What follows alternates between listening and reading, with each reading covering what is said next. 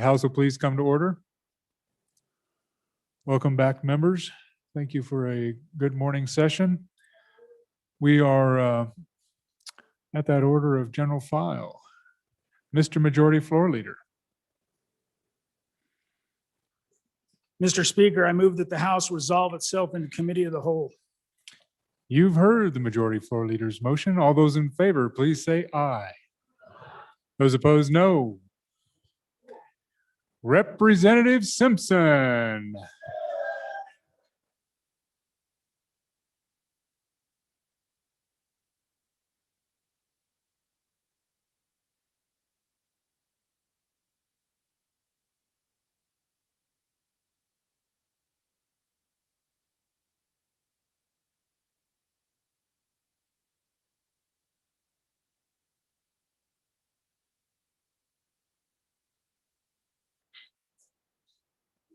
You're kind of a rowdy lot, aren't you? Committee of the Whole will please come to order. Thank you for this opportunity to be your chair for the Committee of the Whole today. We look forward to using your enthusiasm to moving some bills along. Majority Floor Leader Summers. Mr. Chairman, thank you. And so I'm going to give you guys the committee of the whole list. It's changed just slightly. It's probably updated online. But it will go 65, 103, 87, 17, House Joint Resolution 3, 135, 46, 148, 10, 76, 85, 101, 118, 102, and 73. And may the force be with you.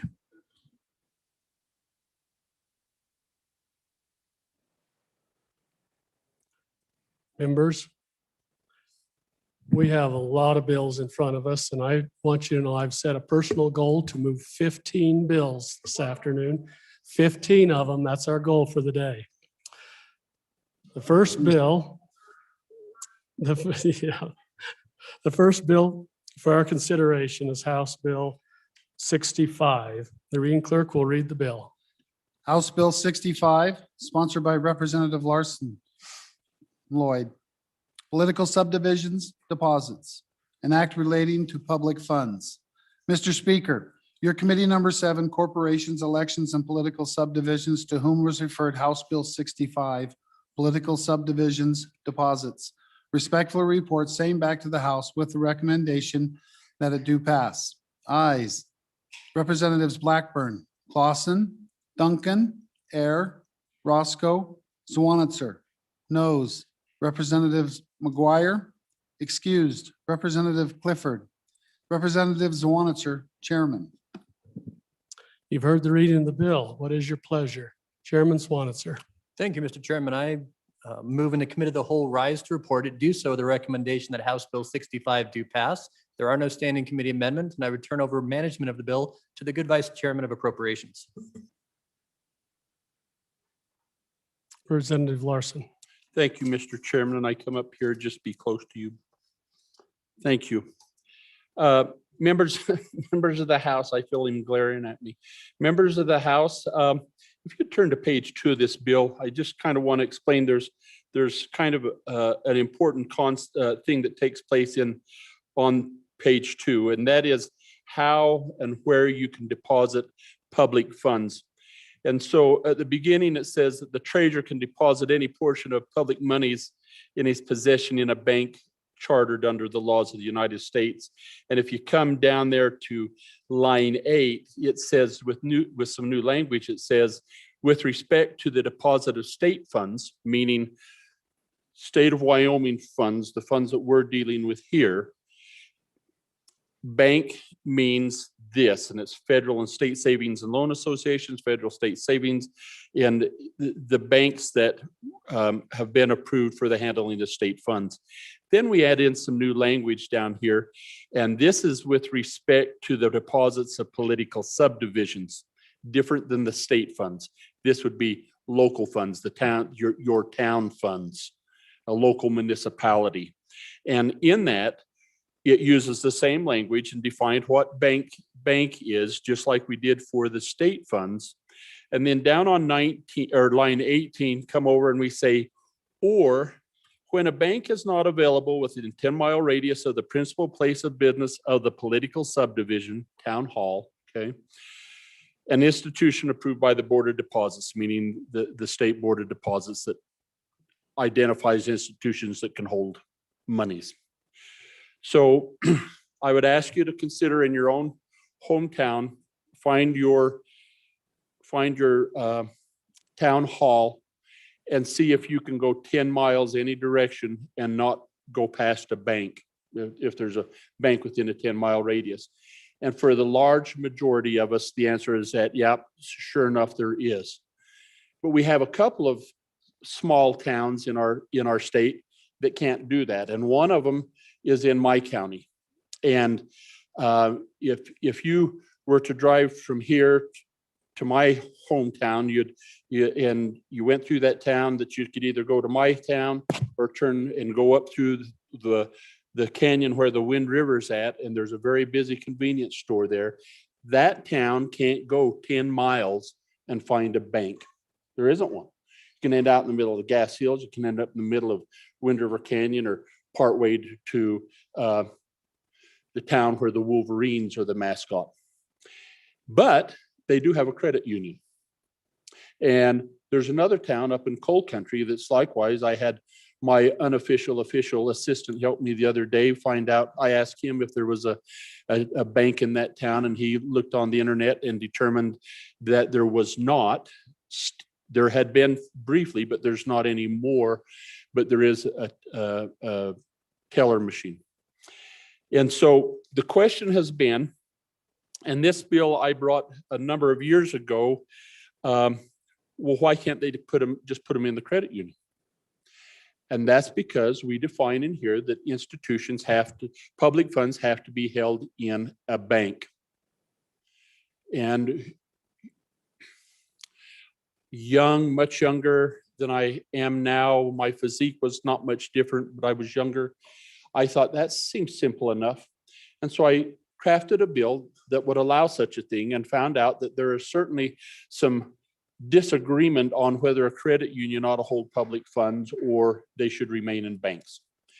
And it's really not an argument that I want to get in, or a debate that I think we need to get into today. We certainly can, but at the time I had the Attorney General do a check to say, could credit unions hold public funds? And it says, the Constitution in 15:7 says that all money shall be held in a bank when practicable. And that's how it's proceeded over the generations, is that public funds are held in banks. But the term when practicable has always been challenged just a little bit.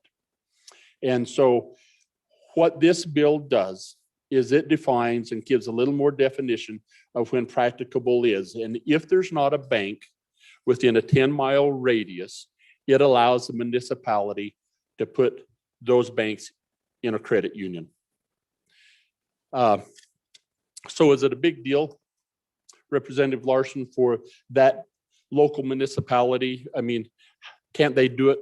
Can't they do it online? Most banking's done online. We heard testimony in committee that they have to send 3 to 4 times a week their clerk / chief of police to the town of the Wolverines to deposit funds. And you're thinking, well, what can this be? A couple of $1,000 perhaps. And he indicated there's times as much as $40,000 that they have in cash, cashier's checks, and other things that they have to take there. Says it's generally about a 2-hour whack. It's just an inconvenience when he could walk to the credit union, put the money in there, and they could hold it for him, transfer to the bank that way. So that is in essence what this bill does. And with that, Mr. Chairman, I would take any questions and try to address them as I best I can. Representative McGuire. Thank you, Mr. Chairman. And since the good bringer of the bill opened the door a little bit, we'll just open it a little bit more because there is an important policy consideration here. And that is the reason that public funds are traditionally kept in traditional banks is because the banks are full corporate citizens and they pay corporate income tax and they pay federal income tax. And when savings and loans and credit unions were first being brought to the forefront, one of the things that they did is they said, look, we're going to be very small and we're just going to hold the funds of our members. And for that reason, we're going to organize as nonprofits so they don't pay tax. So that's why the policy has been to support our banks because the banks pay taxes. And as we continue to think about how we're going to not necessarily diversify the economy by having more banks in Wyoming, but there's an important policy consideration, and that is how a business is organized. And during the discussion in committee, one of the individuals said, well, you can walk into a credit union and it doesn't look any different than a bank. And that is absolutely right. They both have nice furniture and nice carpet because they both operate in the same way. It's just the tax return for the credit union says nonprofit at the top. And on the bank, it says for profit. And so they pay tax. With regard to these small towns, it doesn't make any difference to me if they deposit their funds within 10 miles or 20 miles or 30 miles. But it's important for us as a body to continue to think about that. Who is supporting, who's fully in support of the economy, and which organizations were put forward with the promise that, hey, we're not going to compete with banks. We're just going to take care of our associated members. And then the mission kind of continues to grow and it evolves and it gets bigger and bigger and bigger. And guess what? Now you have one group that is at a big disadvantage because they don't pay tax. And trust me, if I didn't have to pay tax for my business, I would make a lot more money. It's a big difference. So that's the policy consideration. Thank you, Mr. Chairman. Representative Henderson. Thank you, Mr. Chairman. Well, I'm not going to go into the, I have some questions on the difference between the bank and credit, go into that later, but I guess I'd like to understand the rationale, given the word practicable, for choosing 10 miles versus 16 or 20. And then given the capabilities of today, you can literally make a deposit without getting in your car. You can just use your phone, I think. Is that not a possibility in terms of practicability in that area, in terms of internet or, broadband? But I'm more interested in the rationale used to come up with the 10 miles. Thank you. Representative Larson.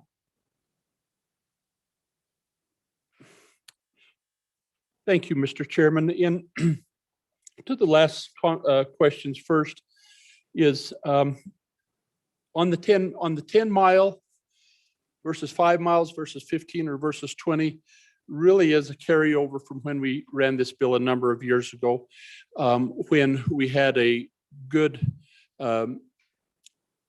majority floor leader that was an advocate of sleeping elk, and he was also involved in the banking industry. And he says, I can accept this if we kind of put a buffer and say, there's what you're saying here is reasonable, but I think we need to say that they have to when practicable, but if it's over 10 miles. And so that's where it came up with, is 5 miles better or not. But I think what we're trying to do is not put a burden on the community. Now, I think it's really, really important to my wonderful colleague from the center of the state that likes to fly to think about what he said when he says, the reason we use banks is because they pay taxes. Now, my understanding is based on the Constitution. And what the Constitution says is that all monies belonging to the city or town whenever practical, be deposited in a national bank or banks or in a bank or banks incorporated under the laws of the state, end quote. No additional language that says because they pay taxes or that they are better. It's just, that's the language of the Constitution. To imply that the reason that we use banks is because we pay taxes is it may be an opinion and maybe a philosophical belief, but it certainly isn't based on the Constitution and the reason that it excludes them now. Okay. And so it's when practicable. And so we're trying to define that just a little bit. So further questions, Mr. Chairman? Representative Burkhart. Thank you, Mr. Chairman. Just a question for the bringer of the bill. We do have unincorporated, or actually incorporated, I apologize, communities in the state that don't have either a bank or credit union or any financial institution within 10 miles.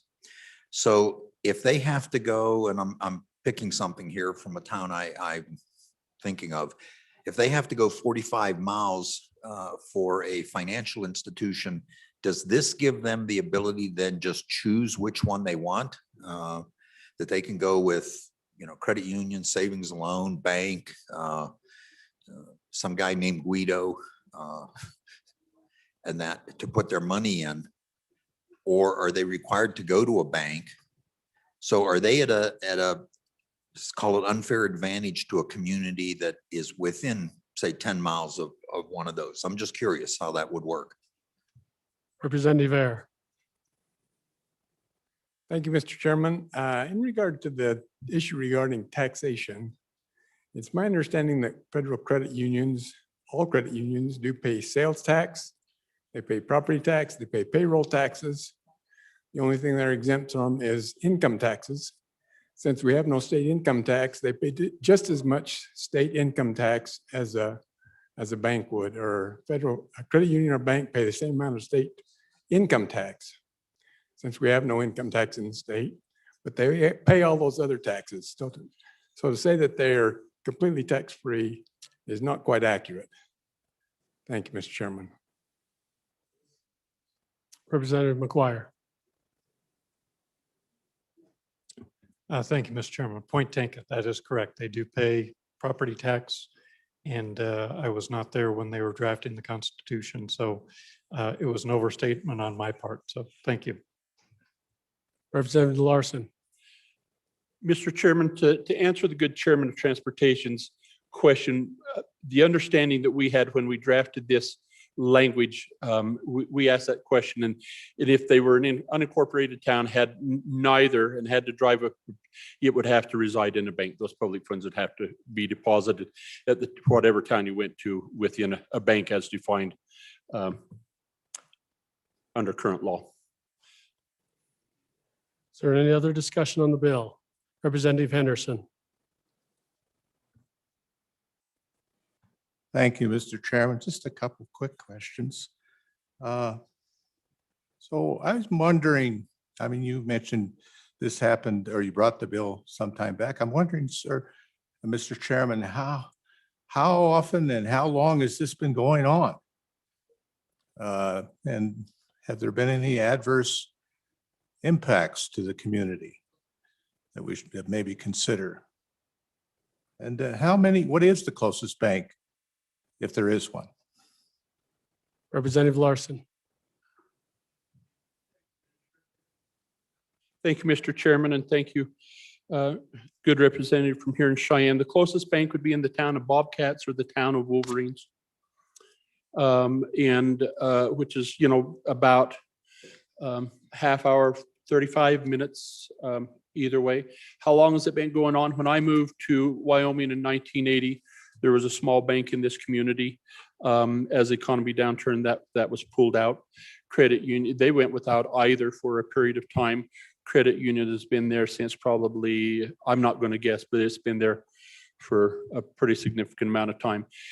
Is it an inconvenience? I think you're taking a risk if you're taking public funds and those funds being cash. I think we see some indication in the newspaper where there's always a risk of public funds being tampered with. And so when you send one public employee, you generally want to send two to prevent any mischief from taking place. And so they're on the payroll driving to the next town and back 2 or 3 times a week. It is an inconvenience and it is an impact. I think this, to me, I've always thought that this just made sense. We're just trying to make life a little bit easier for a couple of the small communities in the state. And Mr. Chairman if there's no other questions, I'd ask for the question. Question being called.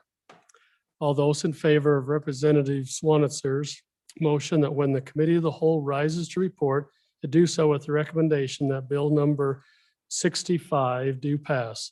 All those in favor say aye. Those opposed, no. House Bill 65 has passed the committee of the whole. The next bill for our consideration is House Bill 103. Would the reading clerk please read the bill?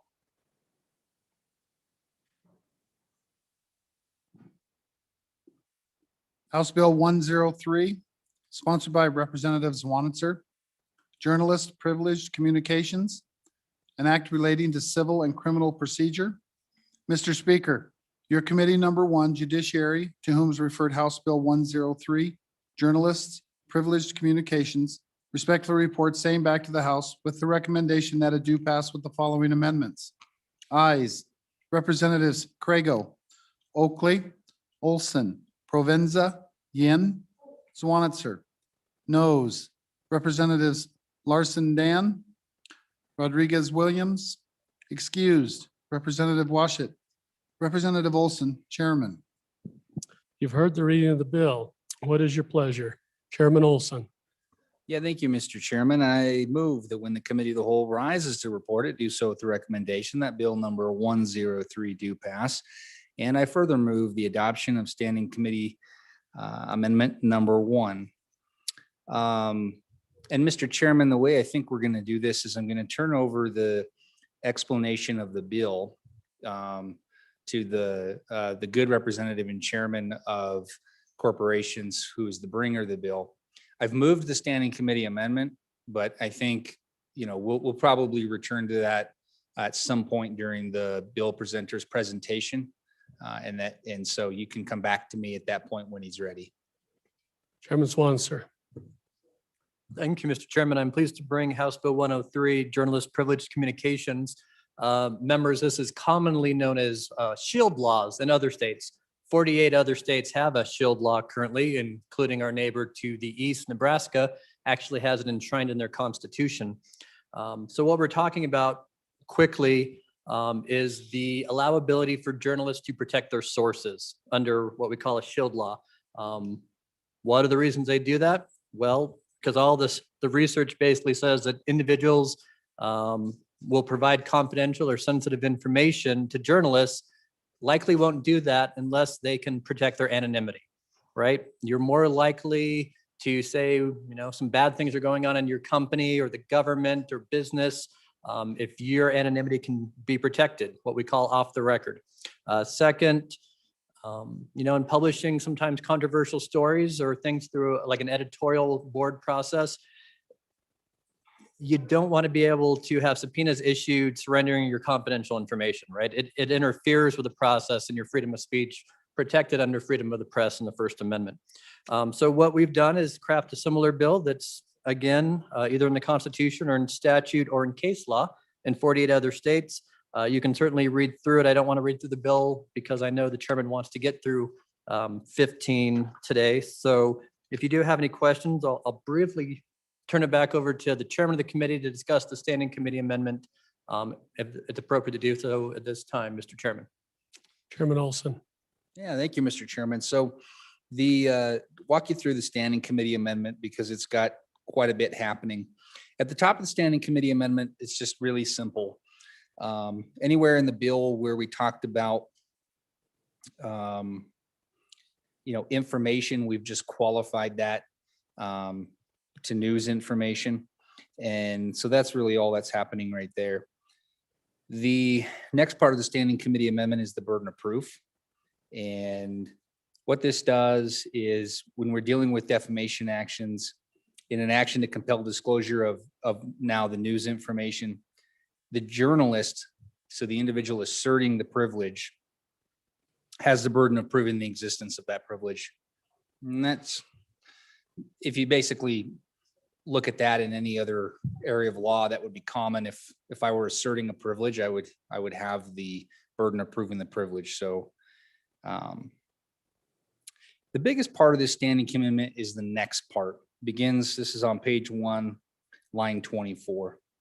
And I can say that the committee, if the committee wrestled with anything, it was with making sure that there were some exceptions to the shield law. And so when it was presented, we had a long discussion about exceptions, and I think we came to a pretty good agreement on a list here of exceptions. And so if you look at what's being created here, 1-12-705, you'll see what those are. Simply, there is no privilege when there's a failure to disclose the news information that would create an imminent risk of death or serious bodily injury. And number 2, in a defamation action where a person seeking the disclosure of the information could demonstrate that the news information will lead to evidence that's relevant to an element of a defamation claim. So again, Bill started out with no exceptions. I think those 2 exceptions are going to cover, I would like to think, 90% of the concerns that someone may have with information that's privileged, other than I just want to know the source. But if we've got a real public policy issue, we believe they're captured within those 2 exceptions. And then the last part here is really the definition of journalist. And, there wasn't one. So the bill, we wrestled with that in the concept of who would be considered a journalist. Would it really be what maybe you and I and everyone in here thinks of when we think of a journalist? We think of a professional organization or a professional employed or affiliated in some way with an organization. But would it also include, the blogger from their basement who has a random blog or a Facebook page? And so we wrestled with that. If we're going to provide a privilege, let's make sure we hone in on exactly who can claim this privilege. So that's all that portion is. You can read through that. I'm not going to read through the definition of journalists, but the idea is to cast that net broad enough that we could get everyone inside of it that we thought should be inside of it. We spent a lot of time with this, asking the industry to the extent we could. Do you feel like we're leaving anyone out? I know I continually ask, can anyone give me an example of someone we're not covering that we're worried that we should be covering? And, we couldn't come across that example. If this body can, that'd be great. We could work further on that definition, but that was the idea. And that is it with the standing committee amendment. So sorry that took so long, but it really was a big, some big changes to the bill. So with that, any questions on the standing committee amendment, I'd be happy to answer. Thank you. Majority Floor Leader Summers. Mr. Chairman, thank you. And to the good Chair of Judiciary, I'm not a lawyer. And so I just want a little more understanding of the burden of proof. So I just want to make sure that by putting that section in, we're not creating a circumstance where the journalist can't meet that for some reason. I don't know anything about this body of law. So just explain to me a little more detail what goes on there. Thank you. Chairman Wilson. Thank you, Mr. Chairman. And I apologize. I think the presenter of the amendment was explaining this while I was trying to print out the amendment. Those of you who have been here before, I really miss having those colored amendment sheets in the drawer, don't you? So you can hold it up and look at it. I just want to circle back on the definition of journalist in that paragraph on the second page of the amendment. Okay, any person who is professionally engaged And then going down line 10, a professional medium. I'm not clear whether that something is professional means that you're getting paid for it. And then I see on line 17, there's statement regardless of pay, but that seems to maybe only apply to students. So if I could just be clarified, and I apologize if you had this in your explanation about whether a person has to be paid. And here again, I'm pretty clearly thinking more along the lines of websites and bloggers in order to fall under this. Chairman Olson. Yeah, thank you, Mr. Chairman. I'll take that second question up first to the, actually, great question, because we went through that exact analysis. So to answer the question, no, you do not have to be paid. As you read, it's really kind of two parts of the definition of journalism. The first part of that definition is lines 4 through 12. And we're just talking about anyone or any organization, person who is either engaged, works with in some way or another, a professional organization. And I get, so you don't have to receive pay. You could be doing this pro bono. The other, not only could you do it pro bono, but the other reality is you could engage with a source, gather information, maybe even gather documents. And you're, let's say you're, I don't know exactly what they're called in this industry, but you're an independent journalist. You work on your own, you're freelance, I think is what it is. You gather the source, you gather the information, you said, hey, I'll keep it confidential if I can get the information. Then you go to the news source and you go to sell your story and they say, we don't want it. So that's the other thing. You may not actually be receiving dollars for it, but you still may need to assert the privilege for the story that was built. The second half of it is really, let me back up. The first half of that definition comes from another state, and I can't recall. The good chairman of corporations will probably remember, but we looked at another state that had this. The second half is really kind of a home-baked Wyoming flavor to it. And that is, we're trying to make sure that we capture the student population. So that's why that part's regardless of pay. And the very last thing I'll just say about all that is that qualifier professionally, at least in my mind as a lawyer, that's really the safety valve. And I know that's not really necessarily defined. Could you create your own blog and you still be professionally engaged in journalism versus I work for the biggest newspaper in the state? Yeah. But I think that, that's the issue that a fact finder would have. If someone asserts this privilege and you end up in court and the journalist, and I'll get to the good majority floor leaders question, the journalist has to prove the burden, then, this could probably be at heart of the issue is, are you professional or are you not? And that could very well hinge on whether there is there is a privilege or not. And I think that's going to be a factual analysis based on all the facts of the circumstance, and court's going to figure out whether that meets the standard of professionalism based on the facts. So I think that's kind of meant to be ambiguous in a way, because we don't, journalism's changing, right? So it's not just the newspaper anymore. It is the blogger, so to speak, that could be still engaged in and maybe very different than I guess when I say blogger, what we were really trying to remove from this concept was the person who just creates a Facebook page and calls it XYZ News and copy and pastes a bunch of articles in there. And we don't necessarily want to give that person this privilege. They're not a journalist versus the person who started a business on their own in their home. So hopefully that helps some. And then, going back to the burden of proof, I don't know what else to say on it, but if I assert the privilege and I'm a journalist, then it's on me to prove the elements that give me the privilege, the protection. So I don't get to just say I have the privilege and then the other side disproves that I should have the privilege. Rather, I'm the one, once I assert it, I've got to walk through and prove these things. So I have to prove, okay, well, I'm a journalist. I have to prove that it was news information, for example. That's all that means. Representative or Chairman Greer. Thank you, Mr. Chairman, and I don't want to belabor or lengthen the debate, but I do have to get something straight in my mind, and I think the Chair of Judiciary is the right man. I appreciate the standing committee amendment, but this is a question I have in mind. This shield statute is so that a journalist doesn't have to disclose their source. So maybe it's a news story about illegal activity and they've got a source and that person can't later be prosecuted. But, so then, and thankfully you talked about defamation and dealing with that. So in a particular libel action, if something's printed, well, I guess while I'm a legislator, they print whatever they want. But if I was a private citizen and they printed something to me and I just want to make sure I'm going to sue the newspaper.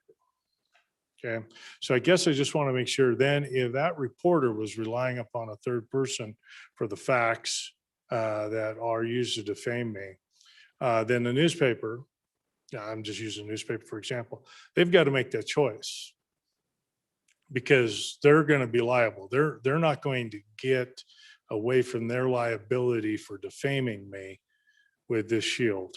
I just want to be clear on that. Representative Swanitzer. Thank you, Mr. Chairman. And if you read through the bill, the entire organization is covered. And that actually goes back to, I think, the question from the good chairman of Labor Health.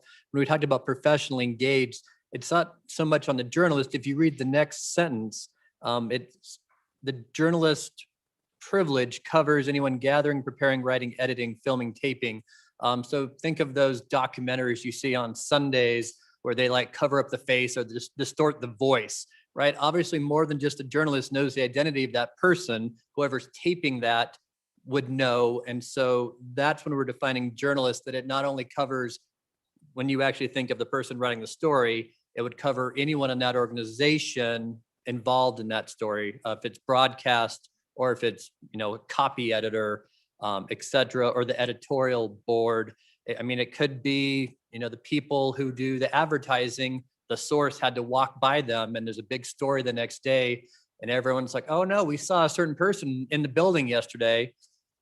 So that's hopefully a little more on the professionally engaged. It's really meant to try to cover the organization. And then you'll see here in the bill, it also covers the station or the network that's broadcasting that news information. And we did quantify that it's news information, which should also cut down on that worry that it's salacious gossiping out there. It has to qualify as news under the definition. Representative Olson. Thank you, Mr. Chairman. So to answer the good chairman of Minerals' question, actually, I think if I heard right, the question was, if a defamation case is brought, the journalist or whoever's involved is going to have to make a choice. I'm not really sure that they do because that's the exception.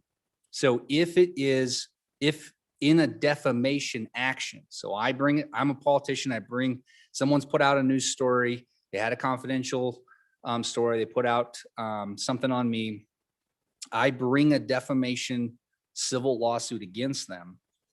And if I can demonstrate that the news information will lead to evidence that's relevant to one of the elements of my defamation claim, then it's no longer privilege. The privilege goes away.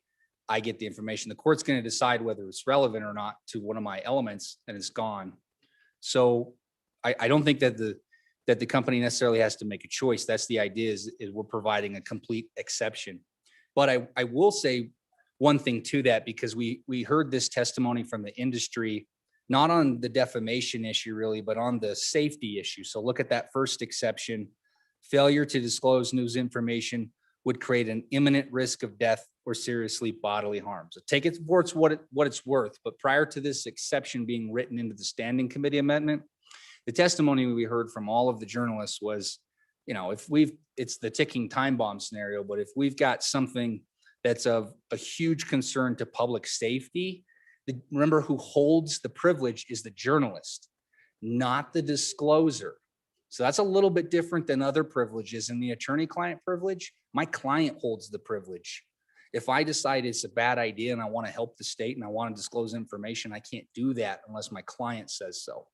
In this scenario, it's the journalist who holds the privilege.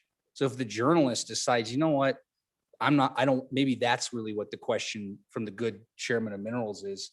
If the journalist decides, I don't want my newspaper outlet to suffer this defamation lawsuit and have to pay lawyers in defense, forget it. I'm going to make a choice right now. They can, and they can say, here's the source. And they could do the same if they felt like it was in the public interest to disclose it for the benefit of the state. And to their credit, the journalists who testified said, look, we're not looking to hold information that's going to put people in danger. If that's the reality, we're going to disclose it. Take that for what it's worth, but just know they're the ones that hold the ability to disclose it, the journalists. Thank you. Members, we are still discussing the standing committee amendment, House Bill 103. Majority Floor Leader Summers. Mr. Chairman, thank you. And so back to the good chair of judiciary, I'll let him get his concentration going again. So I'm still stuck on this burden of proof thing. So to me, it's like you're guilty until proven innocent. And so let's just say this journalist, he has to provide, the burden of proof is on the journalist. So he's kind of guilty until he's proven innocent in respect. So let's take that off. If this piece of statute didn't exist, if you didn't stick this in here, what would happen? Who would have that burden of proof? Representative Olson. Mr. Chairman, actually what I was trying to see is if we could get a representative from my committee to come up here who worked on this particular amendment. I think, I think the good representative, the new country lawyer would do a great job on helping walk us through this. But to answer your question, I can answer your question, but you might get tired of hearing me talk, good majority floor leader, but I don't. Okay, so the concept of burden of proof is not, it is common in law. So it's common in all areas of law. We provide, and the burden of proof shifts depending on the type of case, depending on the issue. So this concept of burden of proof isn't new, but what is important to know here is that the concept of burden of proof, one, this only applies, so except blah, blah, blah, with respect to defamation actions. So we're talking about defamation actions. And I don't know, I guess I'm a little bit lost in the question of innocent until proven guilty. All this is saying is I'm the journalist and I assert the privilege. So now who has the burden of proof to prove the privilege? And the court, in law, we have to make a choice. Is it the journalist who proves the what they're claiming, or is it the party bringing the lawsuit? And all we're saying right here is that this isn't the defamation case itself. It's just this little piece of the case. Who has the burden to prove this privilege? And the journalist has to prove it. So that, again, all the journalist is proving is, hey, I'm a journalist. Go to the definition. Here's the definition. Am I a professional so-and-so organization? And they put up evidence to prove that. Just think of that in the reverse. What does it look like in the reverse? Flip it around. I'm the one bringing the lawsuit. I bring the lawsuit. Now I'm going to prove that you're not the journalist, that you're not a professional, that you are the blogger in the basement. To me, I'm not stuck one way or the other on this burden of proof that it's really that pivotal. To me, I don't know. You just kind of take your school of theory on who should prove it. I don't know that there's that much of a difference. If I'm the one bringing the lawsuit and I have to put on the evidence to prove you're not a journalist, you have to put on evidence to prove you're the journalist. I don't know what else to say to it, Mr. Majority Floor Leader, but it is, you're going to see burden of proof in every lawsuit that you have. And I don't know that it stops the floodgates or that it opens floodgates one way or the other. It's just simply, we have to pick one party and say, who's going to prove this at the onset? Here's the journalist. Members, you have heard the motion on the standing committee amendment. Are you ready for the question? Question having been called, all those in favor say aye. Opposed, no. Standing committee amendment number 1 has been adopted. We're back on the bill. Is there any discussion on the bill? Seeing none. The question has been called. All those in favor of Representative Olson's motion that when the committee of the whole rises to report, it do so with the recommendation that bill number 103 do pass. All those in favor say aye. Those opposed, no. House Bill 103 has passed the committee of the whole. The next bill for our consideration is beg your pardon, Mr. Speaker, Thank you, Mr. Chairman. Privilege of the floor. please proceed. Thank you, Mr. Chairman. So members, a lot of times we introduce friends of our own family or friends, a visit from our community, but today it's someone from our staff whose family is here. And Mr. Russ Schaub is up here in the gallery. He is Jamie Schaub's father. Jamie, our IT person that kept us going and keeps us going. He's a retired high school history teacher from Douglas, Wyoming, just about 2 blocks outside of the district I represent. So welcome to the house, Mr. Schaub.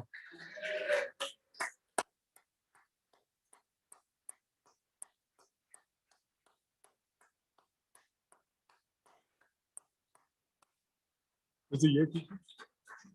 Was he? Thank you, Mr. Speaker. Welcome, Mr. Schaub. It's your son keeps us out of trouble all the time on a daily basis, and we sure appreciate him. Glad to have you join us. The next bill for our consideration is House Bill 17. The reading clerk will read the bill.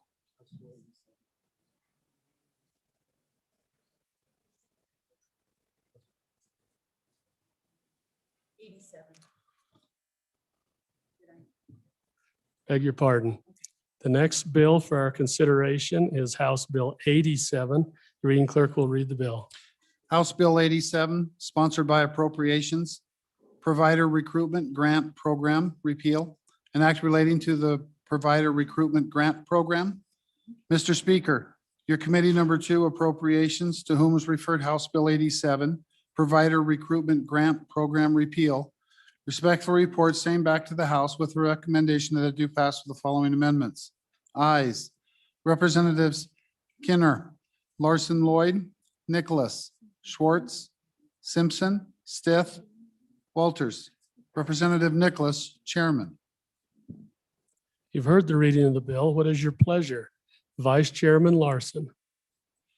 Thank you, Mr. Chairman. I move that when the committee of the whole arises to report it, do so with recommendation that House Bill 87 do pass. Mr. Chairman, there's a standing committee amendment in here that, as I explained the bill, will address if acceptable. And so if I may, I'd just like to move into the bill. Please do.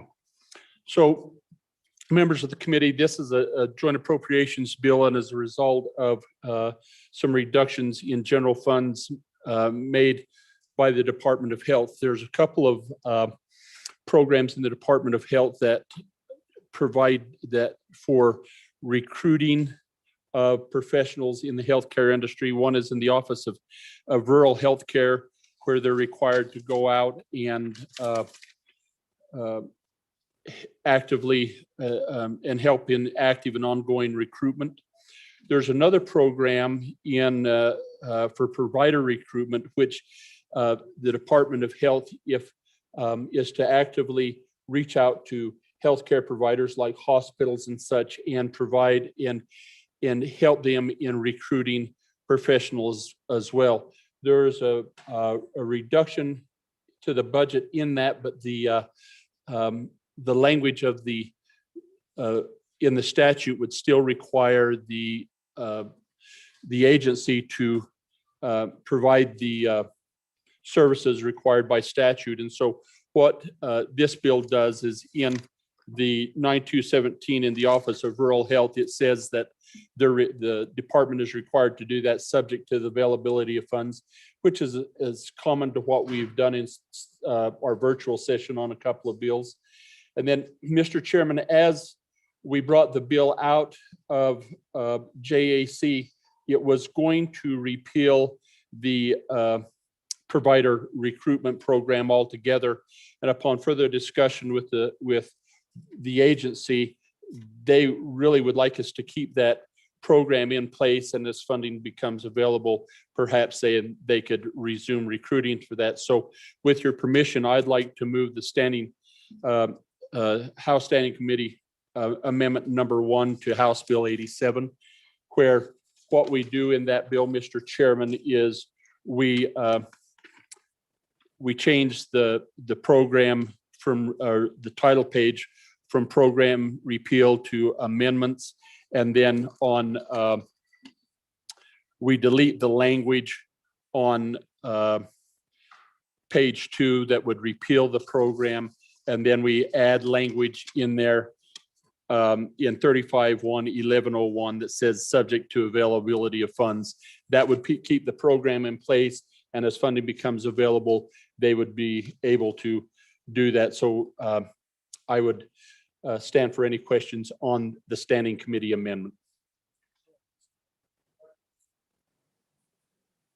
Any discussion on the standing committee amendment?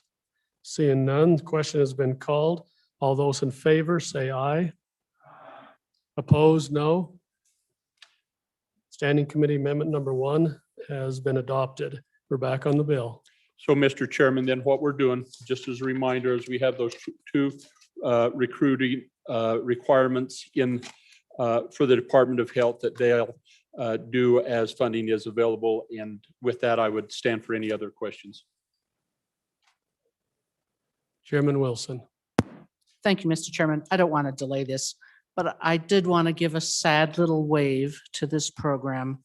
It was started back in 2008 when we were rich. And then in 2015, my second term, I had amendment to this program to add the providers and make it even better. And it's a great little unfunded program. So I just wondered if we could all give kind of a little wave to this great thing. I'll miss it. And I look forward to the day when we're rich again. Thank you.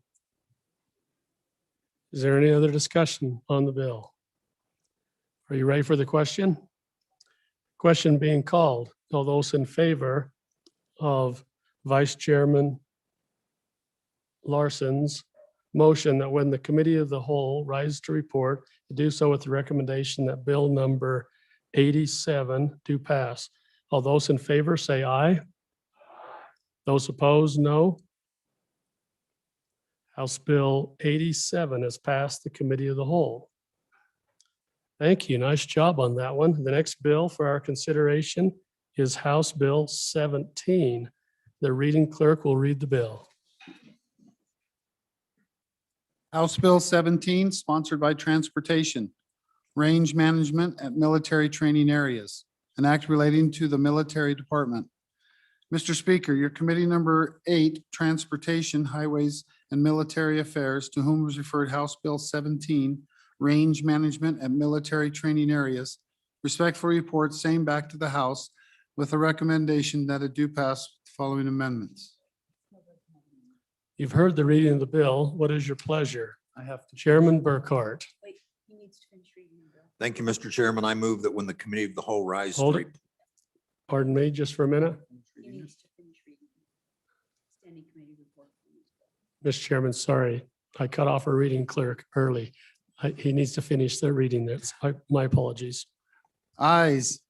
Representatives Baker, Brown, Burkhart, Burt, Henderson, McGuire, Obermueller, O'Hearn, Stivar. Representative Burkhart, Chairman. Thank you. Sorry about that.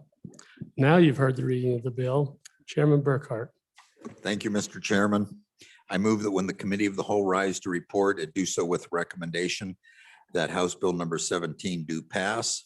I further move the adoption of the standing committee amendment. There is one, and we'll turn that over to the good chairman of appropriations. Chairman Nicholas. Thank you, Mr. Chairman. Ladies and gentlemen, I would move Standing Committee Amendment number 1 to House Bill 17 and ask for your favorable consideration, folks. This came to the Appropriations Committee, and we reviewed the amount of dollars that were requested from, it was $300,000 to manage these properties. And we had various questions about how that number came up.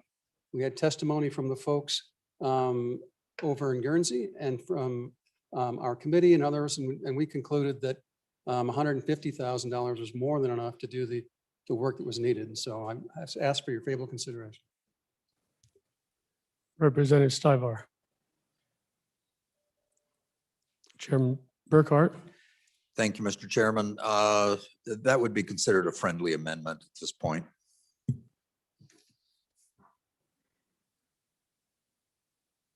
Representative Stivar.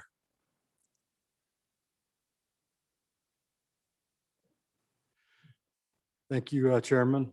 I bring you House Bill 17. Question on the amendment. Thank you. Question having been called for in the standing committee amendment. All those in favor, say aye. Opposed, no. Standing committee amendment number 1 has been adopted. We're back on the bill. Representative Stivar. Thank you, Mr. Chairman. I bring you House Bill 17. Representative Chairman, Transportation will run the amendment. On the bill, House Bill 17 is to do range management of the military training area. There's 61,000 acres that are up there that needs to be done. And the reason this has been brought forward is in June 19 of 2020, the Secretary of Defense has a memo out that said we cannot use any federal funds to manage them lands. And again, there's 61,000 acres up there. And if we do not do this, we're gonna have fires and it's for fire mitigation and to comply with the June 19th, 2021 Secretary of Defense directive. The 150,000, or never mind, skip that. They're going, the department, military department is going to work with the department or the wildlife, Wyoming Wildlife Resource Group to get this managed. And it's a good bill, so I hope you consider it. Chairman Greer. Thank you, Mr. Chairman. Several questions. I guess one is I would ask why we can't build good lease or good management practices into the leases with the folks who are grazing upon the property. Some of the other issues, associated with calculating AUMs, why can't we contract with Office State Lands? Get the expertise there, but so those are two questions. But the other one that's really troubling to me is on page 3 and it's section B, and we're setting up an account now. So now we're shifting. We're taking the funds that are received from the grazing and putting them into an account. Okay, and then that account is going to be for, I guess, the upkeep on the land and I guess fences and maybe range improvement. I'm guessing that's what's behind this. I just need some verification of that. And then if that's the case, if the lessor is doing all that work, then the rates ought to go up for the lessee because they're having to do less. I mean, you look at the trade-off that we do with state leases. I got those fixed around the wrong way. Sorry, lessor, lessee. But I'm just confused as to why we go down this path at this point in time. If you're leasing your land, you need to put in the provisions within your lease for the land to be taken care of, for the whatever water improvements are there, for the fence to be done. Sometimes there's arrangement you can share in some of those costs If you don't, if you're gonna be the one totally responsible for all range management and those types of things, then the value of that lease should be significantly more. And then, so we dropped here, the amount for $150,000 a year to manage this. What are they gonna do? Drive out in their truck, take a look at, yep, cows are there. No, we got South Dakota Guards coming in. We need to have you move your cows over this pasture by the 3rd. I'm just curious why we're doing this. Representative Stivar. Thank you, Chairman. The good representative. Got a little flustered there. Grazing military land, they will move the cows and move the fences. Through that, as training exercises come up. I believe there's 9 grazing allotments there.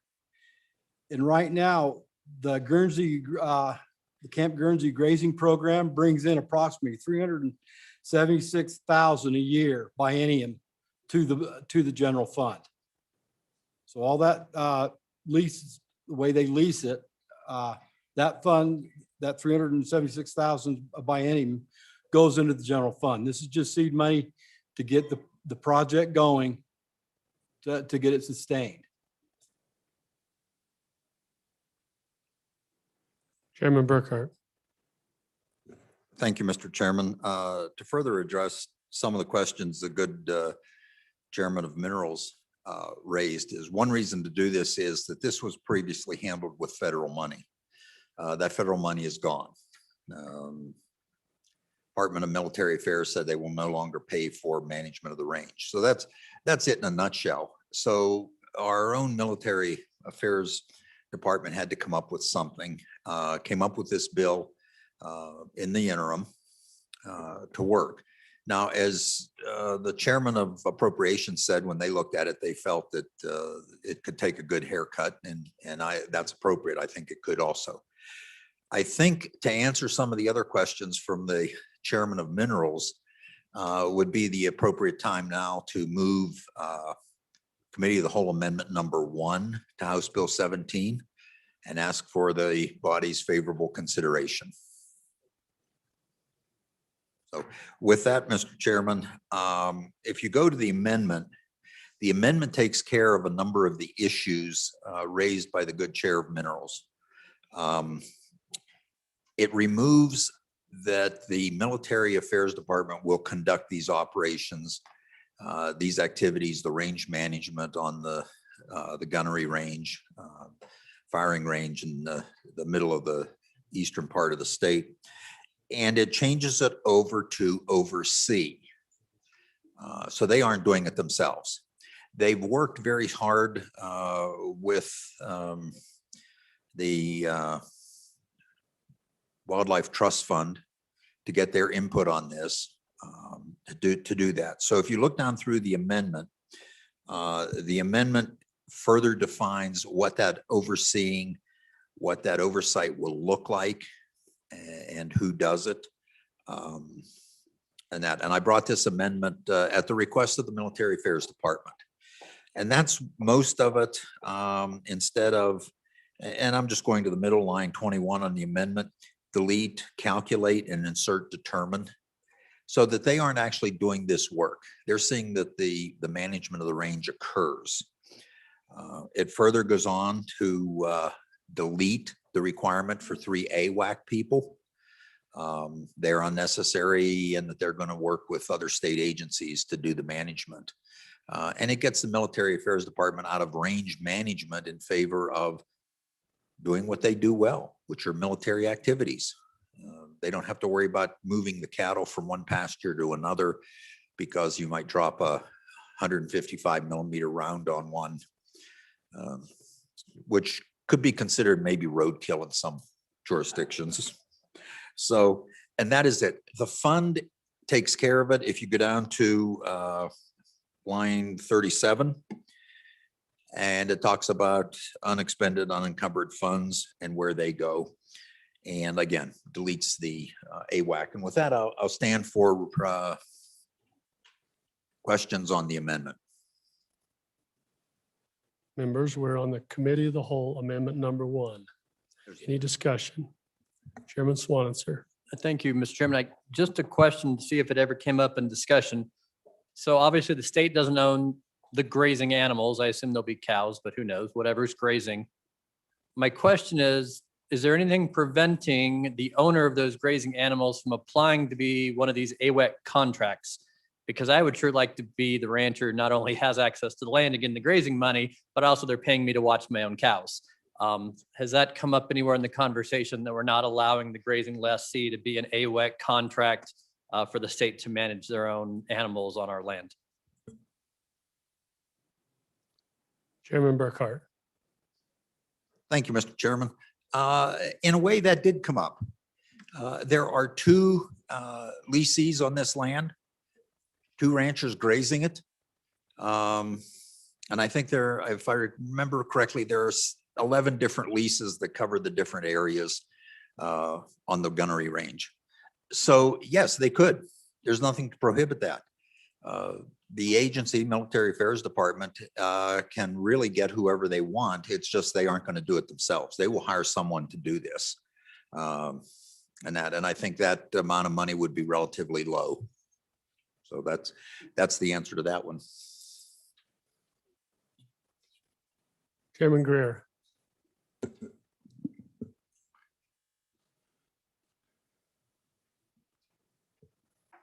Okay, thank you, Mr. Chairman. Sorry.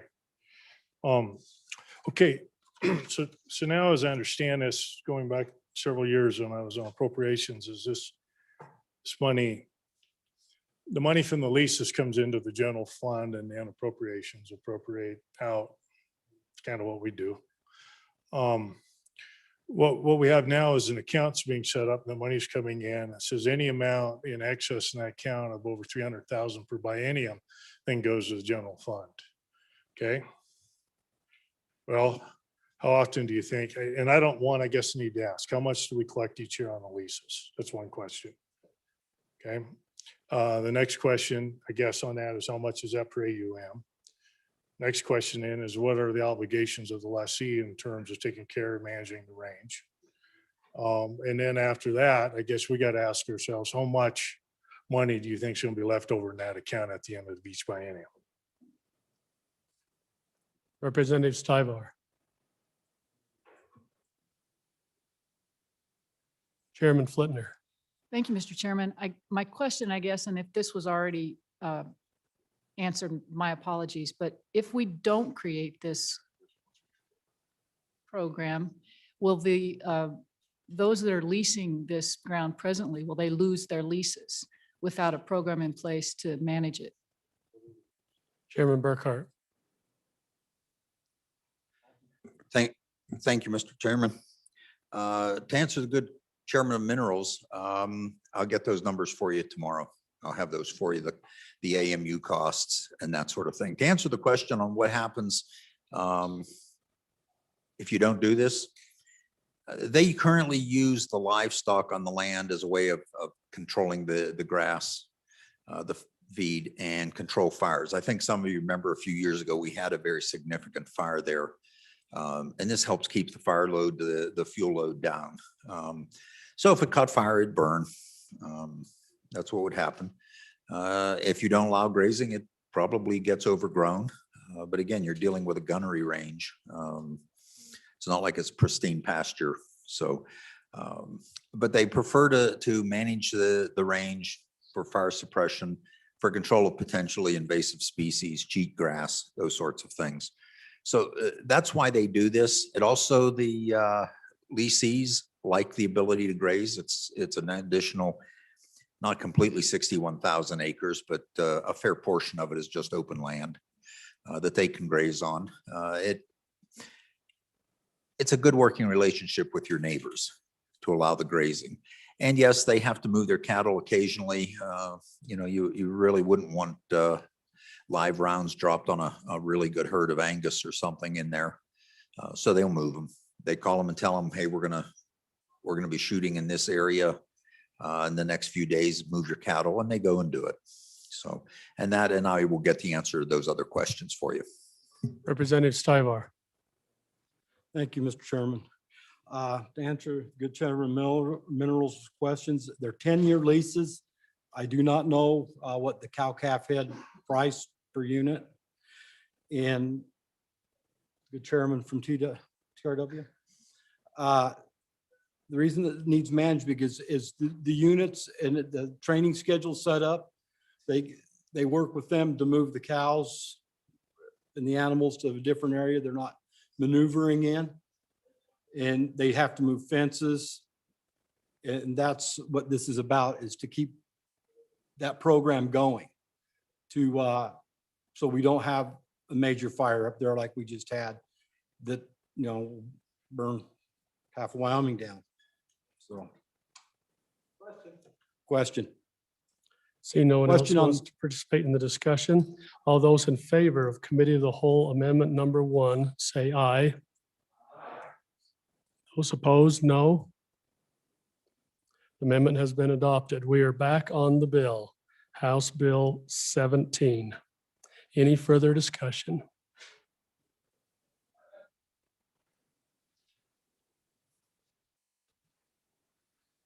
Question being called. All those in favor of Chairman Burkhart's motion that when the Committee of the Whole rises to report, do so with the recommendation that Bill number 17 do pass. All those in favor say aye. Those opposed, no. The ayes have it. House Bill 17 has passed the Committee of the Whole. The next bill for your consideration is House Joint Resolution number 3. The reading clerk will read the bill. House Joint Resolution 3, sponsored by Representative Hallinan. State Lands Mineral Royalties Constitutional Amendment. A joint resolution proposed to amend the Wyoming Constitution to provide that 2/3 of the state mineral royalties earned from the lease of state school lands may be appropriated. Mr. Speaker, your committee number 2 appropriations, to whom was referred House Joint 3, State Lands Mineral Royalties Constitutional Amendment. Respectfully report same back to the House with the recommendation that do pass with the following amendments. Ayes, Representatives Kinner, Larson, Lloyd, Schwartz, Simpson, Stith, Walters. Noes, Representative Nicholas. Representative Nicholas, Chairman.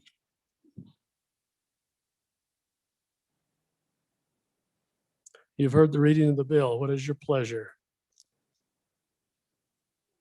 Chairman Harshman, Nicholas. Thank you, Mr. Chairman. I move in the Committee of the Whole rise and report. It does so with a recommendation. The joint legislation, House Joint Resolution 3 do pass. And I will turn the explanation over to the bringer of the bill. But first I'll do the Standing Committee Amendment number 1. And I would respectfully withdraw Standing Committee Amendment number 1. This was funding dollars for, in case this bill passed, to the Secretary of State's office. And that funding comes through the budget bill. And so we don't need it as part of this bill. So I would actually, I guess the appropriate motion is I would ask that you deny Standing Commitment number 1. So that we remove it from the joint resolution. Vote no. Question.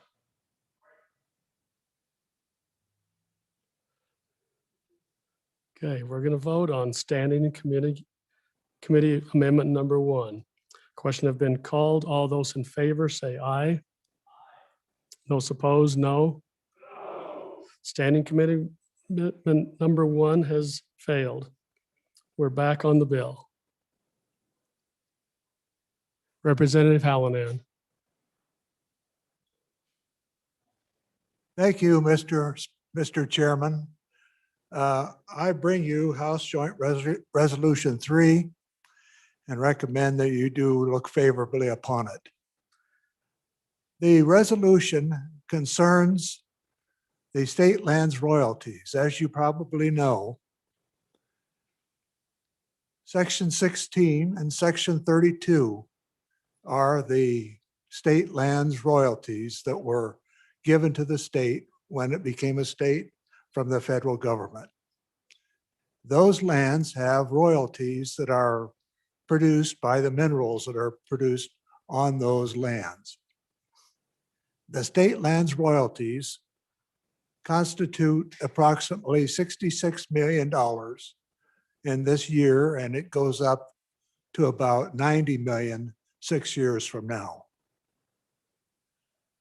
The amount that is used, that $60 million or 66 million used this year, is divided into 3 segments.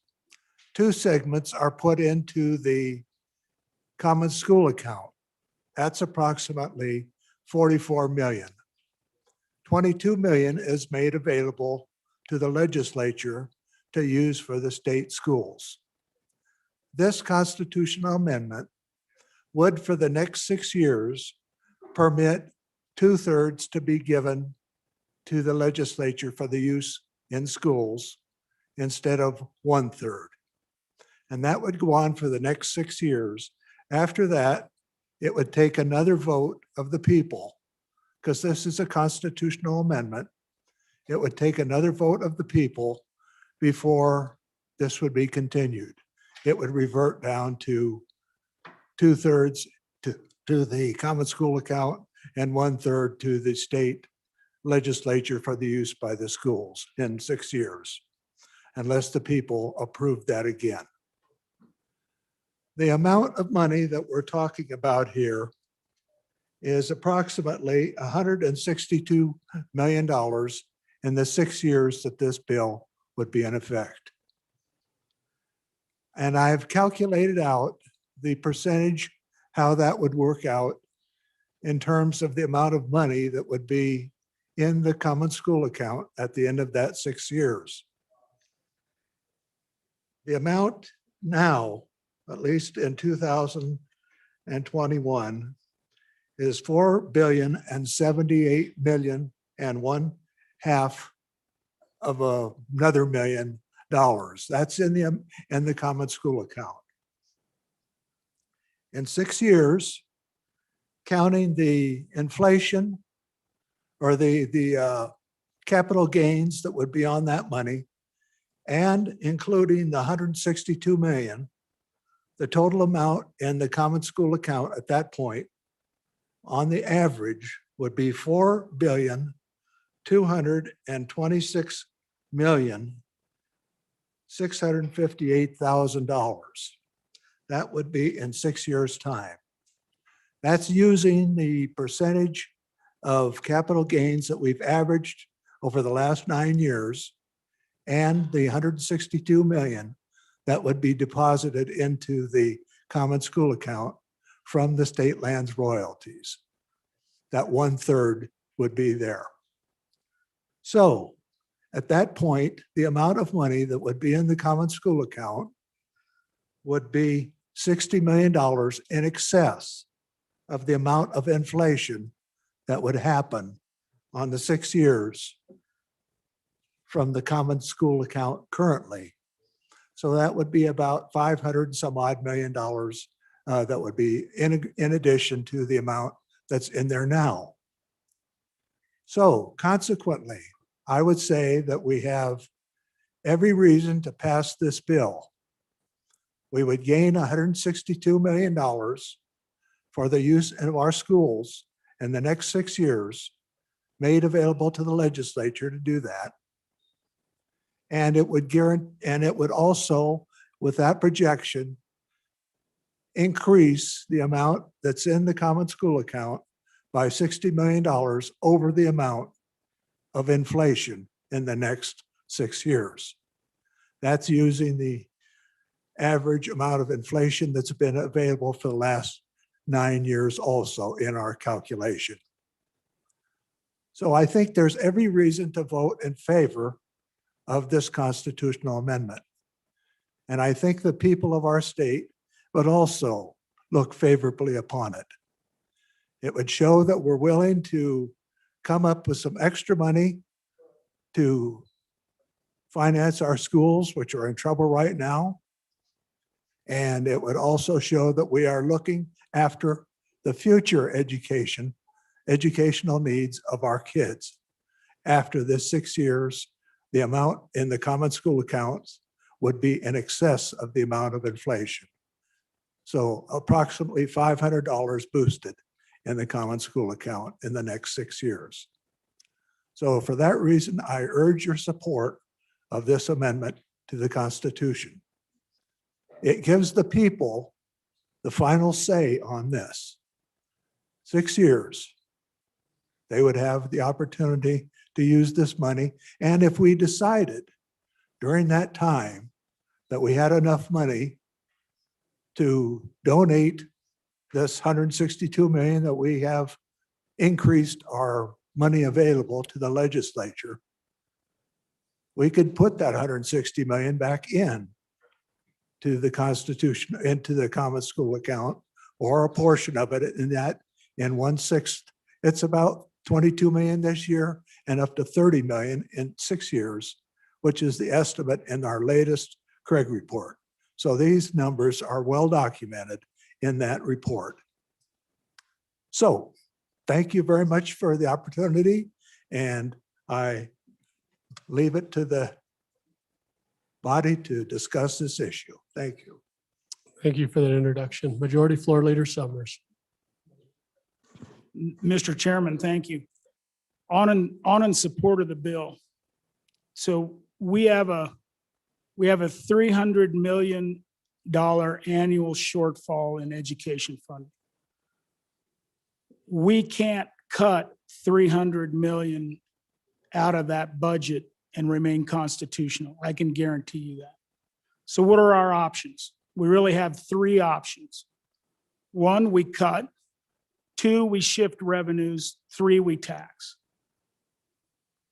And so I think as we look how to solve this problem, this isn't whether we solve it this year or the next year or the next year, we have to have a conversation about these revenue flows and what revenue flows should still go into savings and what should be targeted to where our biggest shortfall in funding is in the state of Wyoming, which is education funding. And so I appreciate the bringer. He's brought this bill before. I've supported it before. And the reason this is important is because if we can shift some revenue, it means less tax ultimately for the citizens. Because if you think you can cut 300 million a year out of the education and budget and not end up in a court and have to follow a court's edict, you're wrong. It's my opinion, but you're wrong. So do you want to tax or do you want to shift some revenue? And I absolutely support shifting revenues before we have to tax. So on in support of this bill. Thank you. Chairman Nicholas. Thank you, Mr. Chairman. Ladies and gentlemen, on and against this bill. Can you hear me now? Can you hear me now? Please proceed. So, can you hear me now? On and against the bill, ladies and gentlemen. So let's just think about this. We're going to do a constitutional amendment that costs about $200,000, by the way. And if actually we're going to do 2 of them. And so why would we do a constitutional amendment, amend our Wyoming Constitution for something that's going to last for 6 years for $160,000 when all we have to do, if you really want $160,000, you could go into one of our reserve accounts, or more likely you could go into the LSRA and just grab it and fund education. So we don't have to have a tax increase.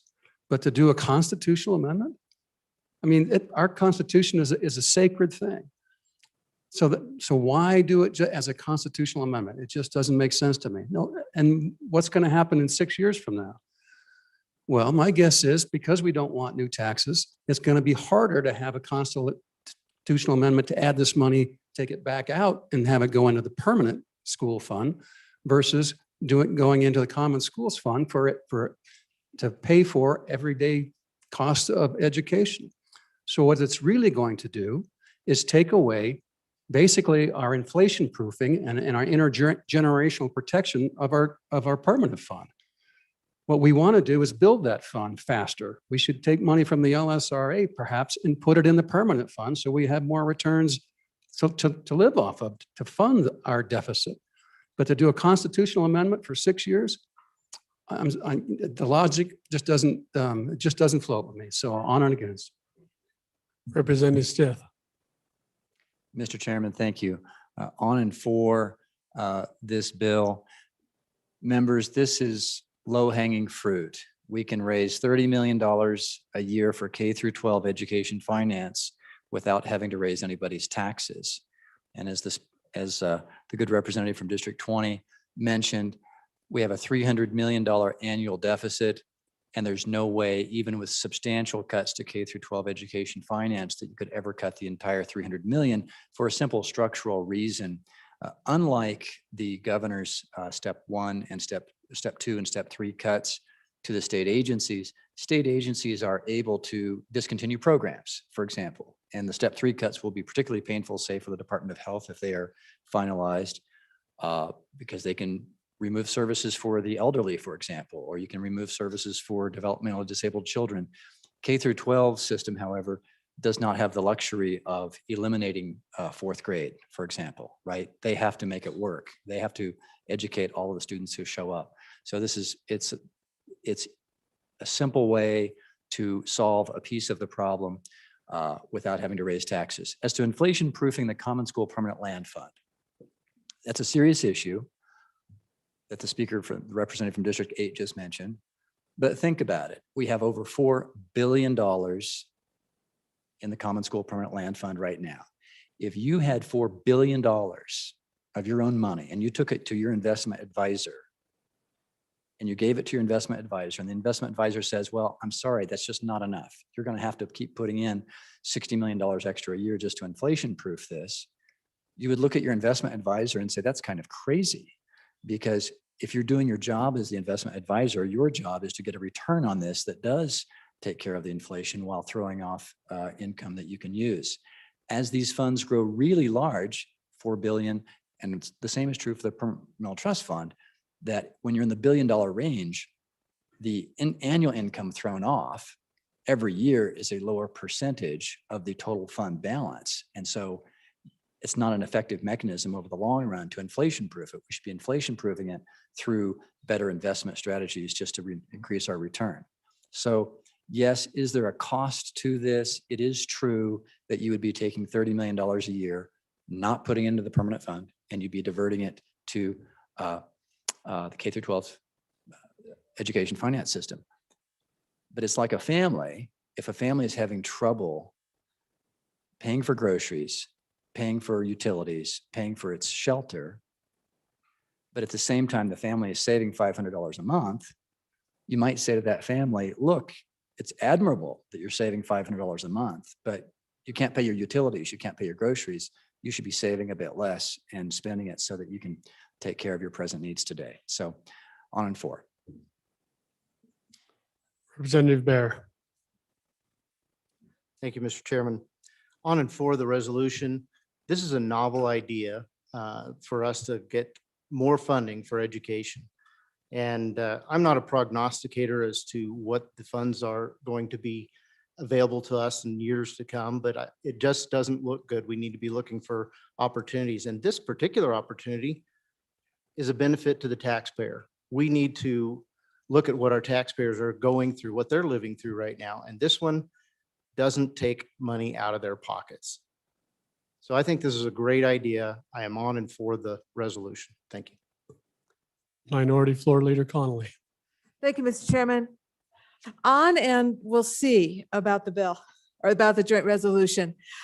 I voted for a version of this last year, but there was a significant difference between it last year and this year, and that is the 6-year delineation that exists. I do think that it makes sense that we capture those funds and we let the people decide. Often in this chamber, we talk about the importance of letting the people decide about revenue and what we want to do with it. This is an opportunity to do it. But what I can't imagine doing is asking people to vote on a change to our Constitution that puts a time period in it. That 6-year time period. Can you imagine our document, that document? And if you look at every one of those sections, they talk about who we are, our broad beliefs, and how we will get to them. And it doesn't say we'll do it for a period of time. Like, this is who we are and who we want to be into the future. And it takes a lot to change that Constitution. I'm willing to do it, but not with that time period. So friends, if this passes the committee of the whole, know that I'll bring a second reading amendment to strip that period of time out of it. Thank you. Representative Overmiller. Thank you, Mr. Chairman. I too stand in favor of this. In the last 5 years, if you look in your own data book on page 60, you'll see this, but in the last 5 years, we've distributed $670+ million out of this. You know, when you look at these funds and you think of us in the state of Wyoming, I think it's really important that we think of ourselves as being stewards of a vast wealth. You know, we have this one, $4 billion, and we have the other permanent fund right around $12 billion. So we are stewards of a lot of wealth. I would rather see us use those funds wisely than be in the process of trying to manage some kind of decline that we think we're in. We have have the wealth of the state. We should use it wisely. So I stand in favor of this bill. And also I stand in favor of the representative who spoke on not sunsetting it. I think we need to look a little bit more long-term when we're talking about the Constitution. So thank you very much. Chairman Greer. Thank you, Mr. Chairman. I think I'm in favor of this time, but just a couple things have been said. I just want to make sure we're clear, you know, as we're developing our policy. You know, we said it was a novel idea. Well, we've discussed this a lot of years on this floor. You know, we talk about low hanging fruit. Well, we got to be careful we don't pick the tree dry so we can't harvest in the future.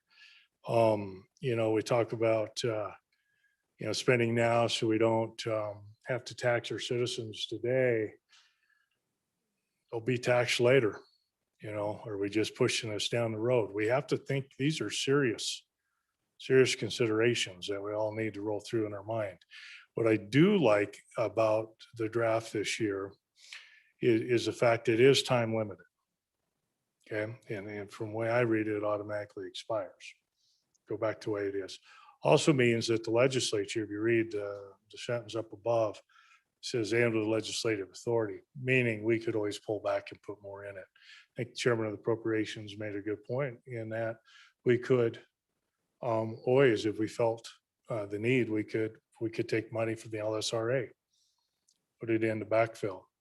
But we have to be careful when we talk about this, that we're not saying to people, hey, you know, we're doing this and we're saving you taxes. What we're doing is this short-term sacrifice with long-term consequences. So we need to think about that as we vote on. Thank you, Mr. Chairman. Chairman Swanitzer. Thank you, Mr. Chairman. And the previous speaker is probably much nicer about this than I am. But the ultimate question is, what's the plan? Right? I mean, I'm just going to call this the kick the can down the road constitutional amendment. You want me to go before my voters, my constituents, and say, we've known since 2012 we had a problem. 9 years now, we have had a structural deficit in education. It's getting worse. The projections show that we cannot afford on the current course in almost exponentially where we are. We don't have an answer that I've seen this legislative session on what exactly we're doing. But now what we're doing is saying, well, we don't want to tax. We don't want to cut, which those are the tough decisions. So here we are again saying, give us 6 more years. We're going to keep working about it and thinking about it.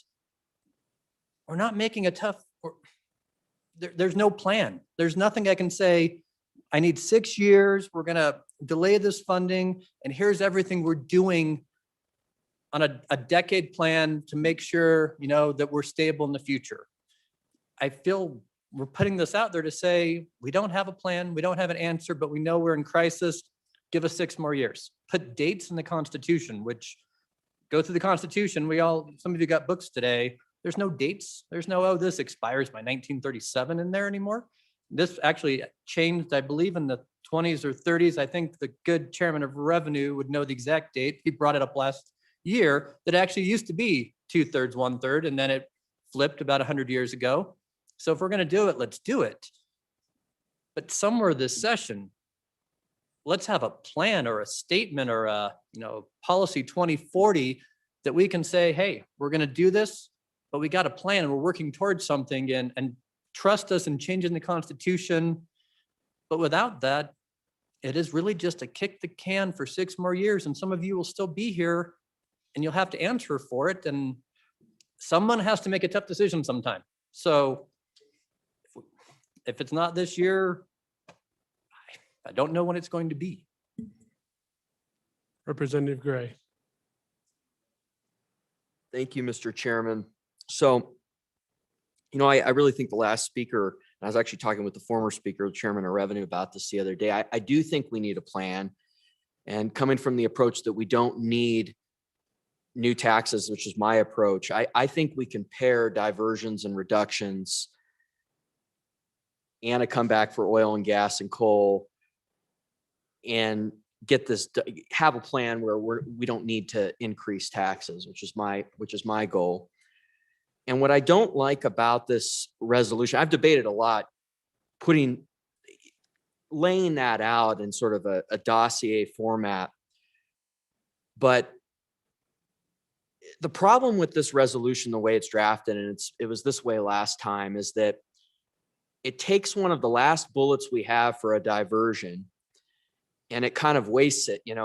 If this were paired with some kind of guarantee of reductions and we put it in the Constitution, which would resolve the constitutional issue. I've debated twice now drafting this amendment where, if you paired this diversion with a 7 to 10% reduction, which we're going to be debating later, confirmed by the governor and the treasurer or one of them, and some kind of reform on the escalator, then you're pairing this diversion with a reduction. And that's the approach that we should be doing. And frankly, when I think back when I got to this body, House Bill 236, that's somewhat where we ended up with. I mean, we got it.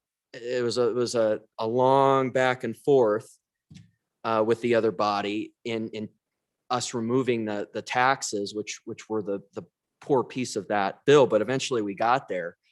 But the problem was, one, the real amount wasn't enough. And number two, the problem is the escalator. And so if we could find out what is that real amount that we need to, the real amount of reduction that we need to achieve by 2026, obviously it's dependent on what the revenues are. And so you have to have different assumptions for that and what the reforms are in the escalator, then I think this would be worthwhile. But what I don't like about it, it's just drafted as, hey, we're going to plop this $20 million into this fund or $30 million. And this is one of our last bullets. And we're not really talking about overall how it's going to be paired with reductions to actually solve the deficit. And so it's just not quite there. We vote on the bills that is written, and I appreciate the work of the sponsor. I've talked with him a number of times, and I've debated. I'm probably just going to get on the phone now and try to talk about drafting this amendment. We've talked conceptually about it, but with the fiscal staff, how it would work. But I think there needs to be some kind of guarantee from the treasurer and or the governor, one or two of them, that some kind of reduction has been achieved. That's the way I think this needs to be drafted. And then I think it's those two approaches combined. So thank you very much. I'm a no on this at the way it's drafted before us. Thank you. Representative Larson. Thank you, Mr. Chairman. And I think this is probably a serious discussion that we've had all day on how we look to the future and what our finances are going to be. And I appreciate the great mind that put this together. But I think we do need to be a little bit careful to say that this won't impact revenue to the state, because then we're diverting money away from the earning capacity of the corpus of that fund that it would have gone into. Now, if that's acceptable, that's fine. But don't kid yourself. It's one of, if we take it out of LSRA, then it takes away our capacity to, in the LSRA. If we do it here, but some here, we're moving stuff around here within government to try and fund education, whether it's out of the LSRA, whether it's out of SIPA, whether it's out of taking money and diverting it from royalties, which is fine. Mr. Chairman, and please forgive me, but I think the bigger question is, what is the plan? And if we had language in here that said, within 6 years, we're going to say, have these type of revenue sources in place, I would feel much more comfortable. But to sit back and say, we're gonna hunker down with our heads in the sand and hope that oil, gas, and coal is going to come back to levels that we had 10 years ago, I think is a flawed approach. And again, there's the one cow that we've been milking for years and years and years. The grass they've been just isn't there, and that cow's not milking anymore. So should we look at our tax base and say, maybe we ought to milk some other cows? Maybe there should be a corporate tax. Maybe there should be. These are not radical ideas.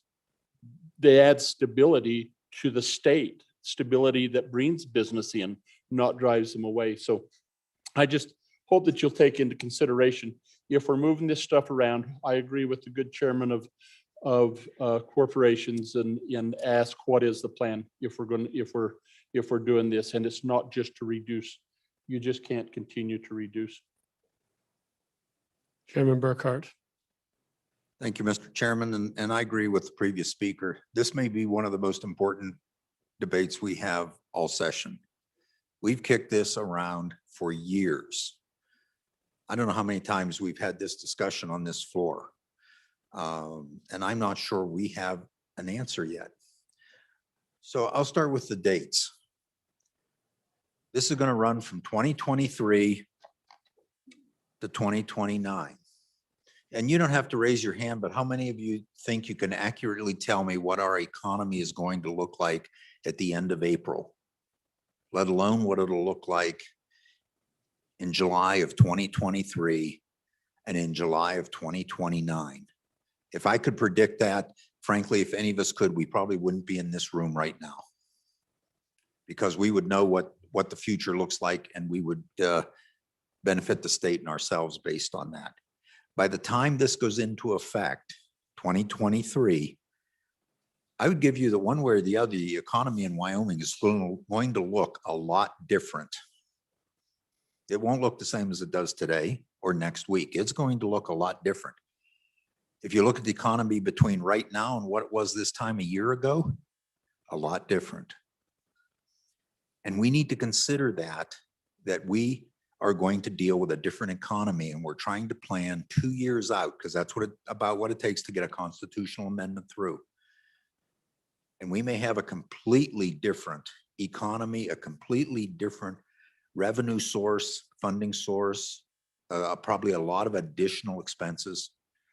So that alone bothers me. And that if you could play the stock market 2 years out and think you can win, more power to you. I don't think I could. So one thing we need to remember is earnings on these permanent funds are a tremendous input to the state. If you reduce the money going in over time, you'll reduce the earnings. You take an immediate gratification, so to speak, but you give up that long-term source of funding that is based on the income. And that we've had a discussion in here for I don't know how long. A lot of the more experienced members remember it. Going well into the night, personal discussions over lunch, dinner, in the interim of what inflation proofing means. I've come to the conclusion on my own that you cannot inflation proof anything. Inflation will keep going. You might keep up, you might get ahead here and there, but overall, you can't protect yourself against inflation. It will keep going. Now you can have deflation, and that maybe you win there, but trying to inflation proof something I really don't think you can do it. In our own personal finances, I don't think we can inflation proof that where we say next year, hey, I'm going to be a lot better than I am this year. So, and it's a novel idea. I give it that, but being novel doesn't make it a good idea. We could all go paint our vehicles some bizarre color, and that's a novel idea, but it might not be the best idea, or drive on the wrong side of the road on a one-way street. Novel idea, but probably not the best. And so, and I would argue that this in some ways is a plan. It's a plan to throw money at a problem we haven't solved yet. And it's something that over the years, we as legislators seem to do a good job of. Let's throw money at it and figure that it'll solve itself. Doesn't work. I've never seen it work. We need to solve the problem first and then fund it. And are those decisions tough? Oh, you believe they're tough. You can always see it from this debate, how tough they are. But I would give you that this isn't the answer. This is not the way to go at this point in time. I do object to changing the Constitution temporarily. I think many of us feel that we want to change the Constitution very sparingly and only if absolutely needed. And I would give you that this is not an absolute need at this time. So, thank you. On and against the bill. Majority Floor Leader Summers. Mr. Chairman, thank you. And so first to the idea of a plan. So very likely tomorrow morning, your education committee is probably going to come out with a complete plan. And when it hits the floor, there's going to be a lot of it you don't like. There's going to, wherever your positions is, it's kind of the whole basket of goods, right? It's everything there to look at, to fund education, cut education, tax for education. This particular bill will not solve the problem, but this bill can be a piece of the puzzle of how we fund education. Do I think it should be 6 years? No, probably. I think it should be permanent. But if you think about how our money flows, right? So we have a flow of severance taxes that goes into the permanent mineral trust fund. And it's only a piece of the severance tax that we get in the state. Right now, we're sending 2/3 of the royalties off state lands to the permanent account, and we're only keeping 1/3 for our use. And until something was spotted in a statute by our former speaker, we were only spending 10 million of that. We didn't even know it existed. And so I think this is entirely reasonable to reduce that stream that goes to the permanent savings, still having a stream. Is this going to solve the problem? No. Is there a complete plan coming for you to look at? There is. Are you going to like it all? No, you're not. I don't like it all. But it's coming, and this is going to be the most complicated, the most difficult conversation we're going to have this session. And then, just a couple of things that when we talk about the inflationary aspect of the school funding model. The number one reason that the funding model inflates is because we get more kids. The model's based on ADM. So the more kids you have in your system, the more dollars it generates. The number two thing that influences it, that inflates it, is health insurance. That same thing inflates every state agency that we have. Those are the two primary inflators on our inflation model. And so once again, on in support of the bill, I think we could make it a little better, but it is just a piece of the puzzle. And I really appreciate the bringer having this discussion. Thank you. Representative Henderson. Thank you, Mr. Chairman. And I really appreciate the discussion so far. This is part of developing a plan, and the best plans are the ones that end up with the decisions that are made that leave you with some options, because we don't know what the future is going to be, right? Think about, I've done a lot of thinking about why did they limit it 1/3, 2/3, and then why did they change it? Well, I think they changed it for maybe some of the same circumstances of consideration that maybe we're looking at, that we're faced with. And so I don't want to go into this plan that we're talking about and not have some options. And that's why I signed on to this. Now, I'm not a big fan of changing the Constitution. That's a bedrock document that we take an oath to serve with fidelity. And so I think this is very important to developing a plan, what we're doing right now. And in terms of how this translates into our various districts. So I encourage continuing the discussion, and then let's use our best thinking and bring some ideas on how to make this the best bill we've ever done. Thank you. Chairman Harshman. Thank you, Mr. Chairman. Members appreciate the debate. I know we're getting tired. I can see it and you see it. But I think this is such a cool historical debate, and it happened in this same chamber, right? This chamber was built in 1917 when the Salt Creek oil field was the largest oil field in the world, and the largest production in the world was the year 1918. That's the first thing that built this state, right? Salt Creek oil field.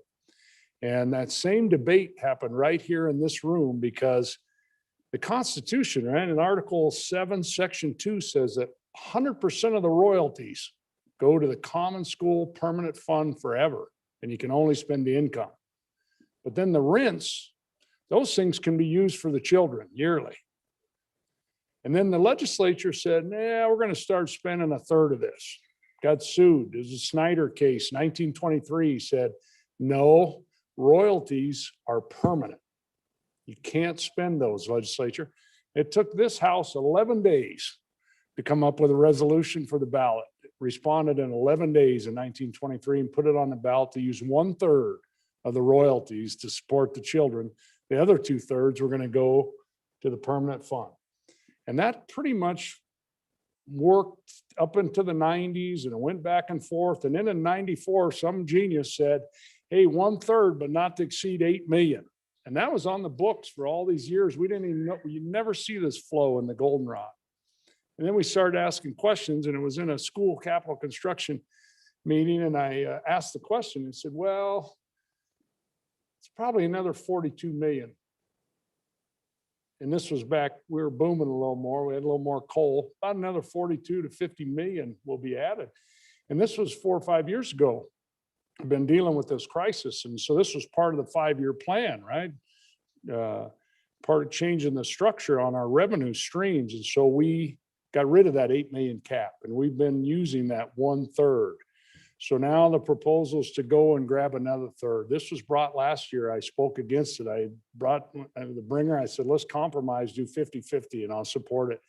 And so here I am today, and I'm looking at this thing, and I'm probably going to support it, but I think there's other ways to, there's a lot of ways to solve problems. And this problem is solvable. The majority floor leader, here's the number. It's 250 million a year in operations, and it's 50 million in Capcom. Our deficit is 300 million a year for schools. You're going to hear all kinds of talk. Oh, it's 700 million. It's $1 billion. It's all this. Okay. We just had a paper by our LSO. It's 300 million a year, 300 million a year, 300 million a year. How are we going to solve that? Majority floor leader said there's a lot of ways to do it. We're going to bring you a bill with a lot of different dials to turn. You know, one of the dials that the sponsor never brought, increase the spending policy amount. We say 5% on the common school account. Raise it to 5.5. You get another 20 million bucks. You don't affect the corpus. So there's a lot of ways to do this. I looked just this most recent treasurer's report. The market value is 4.6 billion. When I came here and first spoke of this, Mike, it was less than 2 billion. The permanent mill trust fund was less than 4 billion. We brought all, hey, we had a plan, brought the buttons. I'll wear one tomorrow, 4x10, 8x18. And we've doubled and doubled again these funds. And you know, if we'd have kept this boom going, we had this in our little brains, we're going to get the LSRA to 3 billion. We're going to dump $1 billion in the common school account. And we still have opportunities. Some of the lands in national parks are worth billions. Last year, we made $900,000 in rent off of lands in county in the northwest, the most valuable land in the world. We made $900,000 of thousands of acres, the most valuable land in the world. It's worth billions. So there's a lot of ways to solve this problem. So here I am, we got this moral question. Do we cut today's children? Do we raise taxes on today's people? So tomorrow's children and tomorrow's citizens can have less of a tax burden. That's what these trust funds are all about, intergenerational equity. I agree, the inflation proofing is a fraudulent thing that was sold to us for a bunch of baloney, and I think I drank that Kool-Aid. Okay, I'll back off that. Sorry, Mr. Chairman. Say it in a nicer way. I think it was Kool-Aid and I drank it. And we could raise the spending policy. I'll probably support this, and I'll support it to tell our people that we're doing everything we can, that we've turned every dial. The cut style, I've cut more money out of K-12 education than any legislator serving in the Wyoming State Legislature. 38 million bucks as chairman of appropriations, made the motion. Now, I haven't jumped on that train that's going off the cliff to cut 200 million. I'm not jumping on a train like that. That ticket's not good. So, but in a reasonable way to solve this problem, because we've made decisions not to shut down Wyoming. I mean, if we're all run the business model, hey, there wouldn't be a school in my hometown of Midwest. I can say places now. We wouldn't have built the most expensive school in the history of the world per student at Shoshone. $400,000 per student, 40 million for 100 kids. Got our own septic system in Bighorn, 12 miles from Sheridan with more capacity for 400 students. But we chose not to shut down Bighorn and Shoshone and Midwest and Tinsley, small Glen Rock, 12 miles from Casper. So what do we want Wyoming to look like? Do we want a bunch of these little places you drive through? I won't even say the used to be towns with old schools. Drive out of this town, you can see them in any direction. Or we would think Tinsley might be different 50 years from now. So we can solve this problem. It is not Armageddon. It is not the end of the state. We have the lowest sales tax in the country, second lowest, I guess. There's some small little things we can change, but maybe we got to tell our people we've turned every dial before we turn the tax dial. I don't know. So that's why I'd rather raise the spending policy, to be honest with you. And then I'd rather put more money into this account. Let's take a third of that 1% severance and put it in this account. Start growing the account. But yeah, this isn't a solution, but it's 10% of the solution. Yeah. Choice between good, bad, or ugly. I don't know. This is bad and ugly. It's not a good choice. But it's kind of Abraham Lincoln time. No policy is, remember Abraham Lincoln, many of his quotes, nothing is wholly good or wholly evil. And we got to somehow decide the balance of that. This baby certainly isn't wholly good. Ugh. I'll probably vote aye. Thank you for bringing it. I think we need this debate. Happened right here before, so we're not the first folks to talk about it. Go check out those dudes from 1923, the guys on the wall. Same debate. Thank you, Mr. Chairman. Thank you, Chairman Harshman. I always appreciate hearing from your wisdom and experience and historical knowledge. It's very helpful to all of us.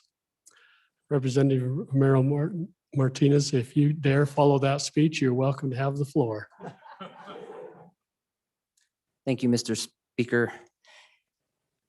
I just want to reflect for a moment on this conversation, which will be the most difficult conversation we'll have, I do believe. The 41st CEO of our great nation is considered the best short-term CEO in history. And he did something very unpopular. He raised taxes after promising everybody that he wouldn't, with his infamous one-liner. It was bold. And years later, it really helped our nation. Nobody criticized him then. But this bill is suggesting we change our Constitution. Who does that? The same type of zeal I will also not, you thought I was going to criticize it, huh? It's bold. But I heard from the House Minority Leader that if this goes through, she has some fixes. Maybe people from different ideologies, left, right, middle, cross-named, crisscross, polka dot, whatever, can come together and shake a hand and make a solution. So I think I'm undecided on it. I wanted to bring a constitutional amendment myself, but thought it would take too long because you got to get 2/3 in one house and then the other. Then you got to put it on paper and spend the thousands of dollars that the good representative from House District 8 mentioned. He has some good ideas. Everyone has good ideas. Maybe it is 10% here, 10% there. So I'm undecided. Thank you, Mr. Speaker. I think this is something that looks like we almost have agreement on if we could just come up with the right amendments. Undecided. Thank you. Representative Hallinan, you're the last person standing at the mic and you were the first. Thanks for encouraging this debate. We'll let you bring us home. Thank you.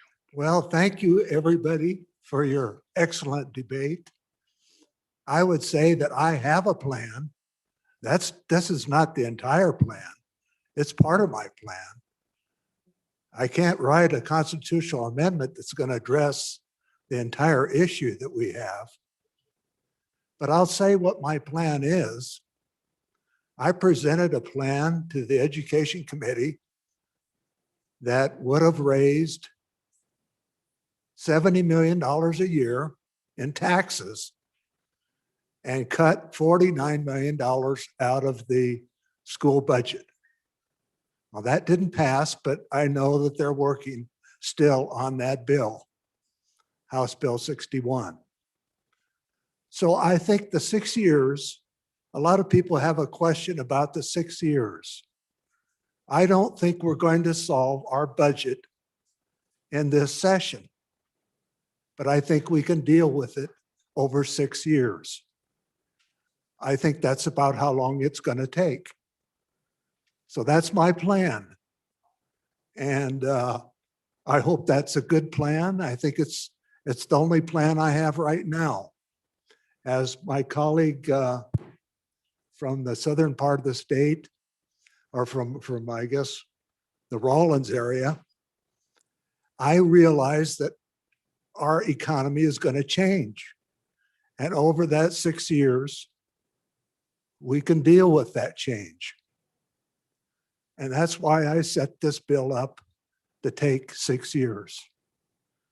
And I don't think that's a bad idea.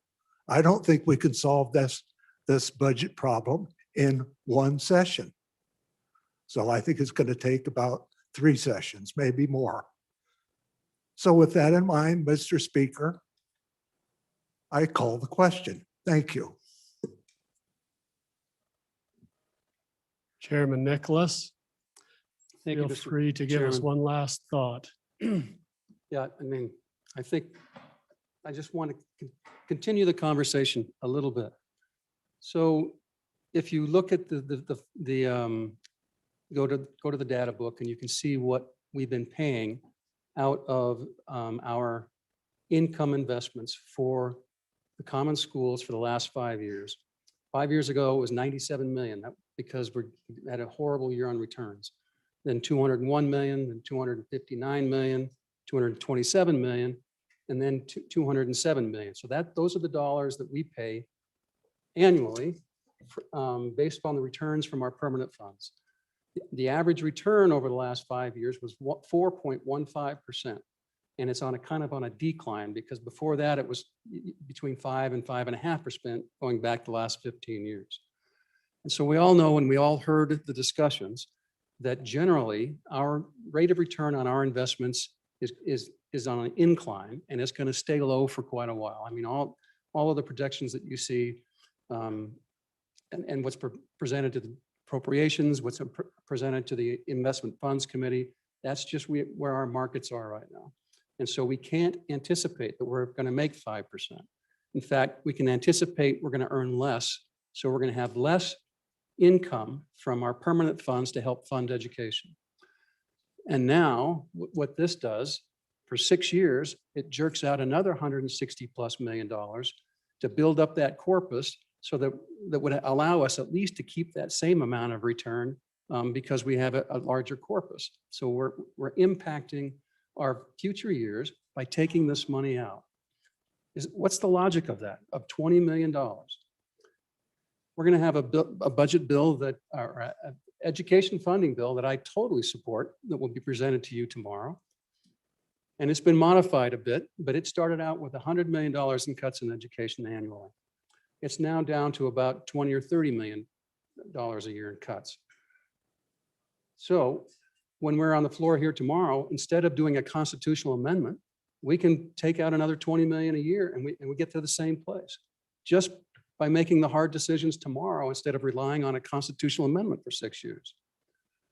I would just respectfully submit that makes more sense. Let's do the hard work. Let's make the decisions we got to do, but let's not modify our constitution.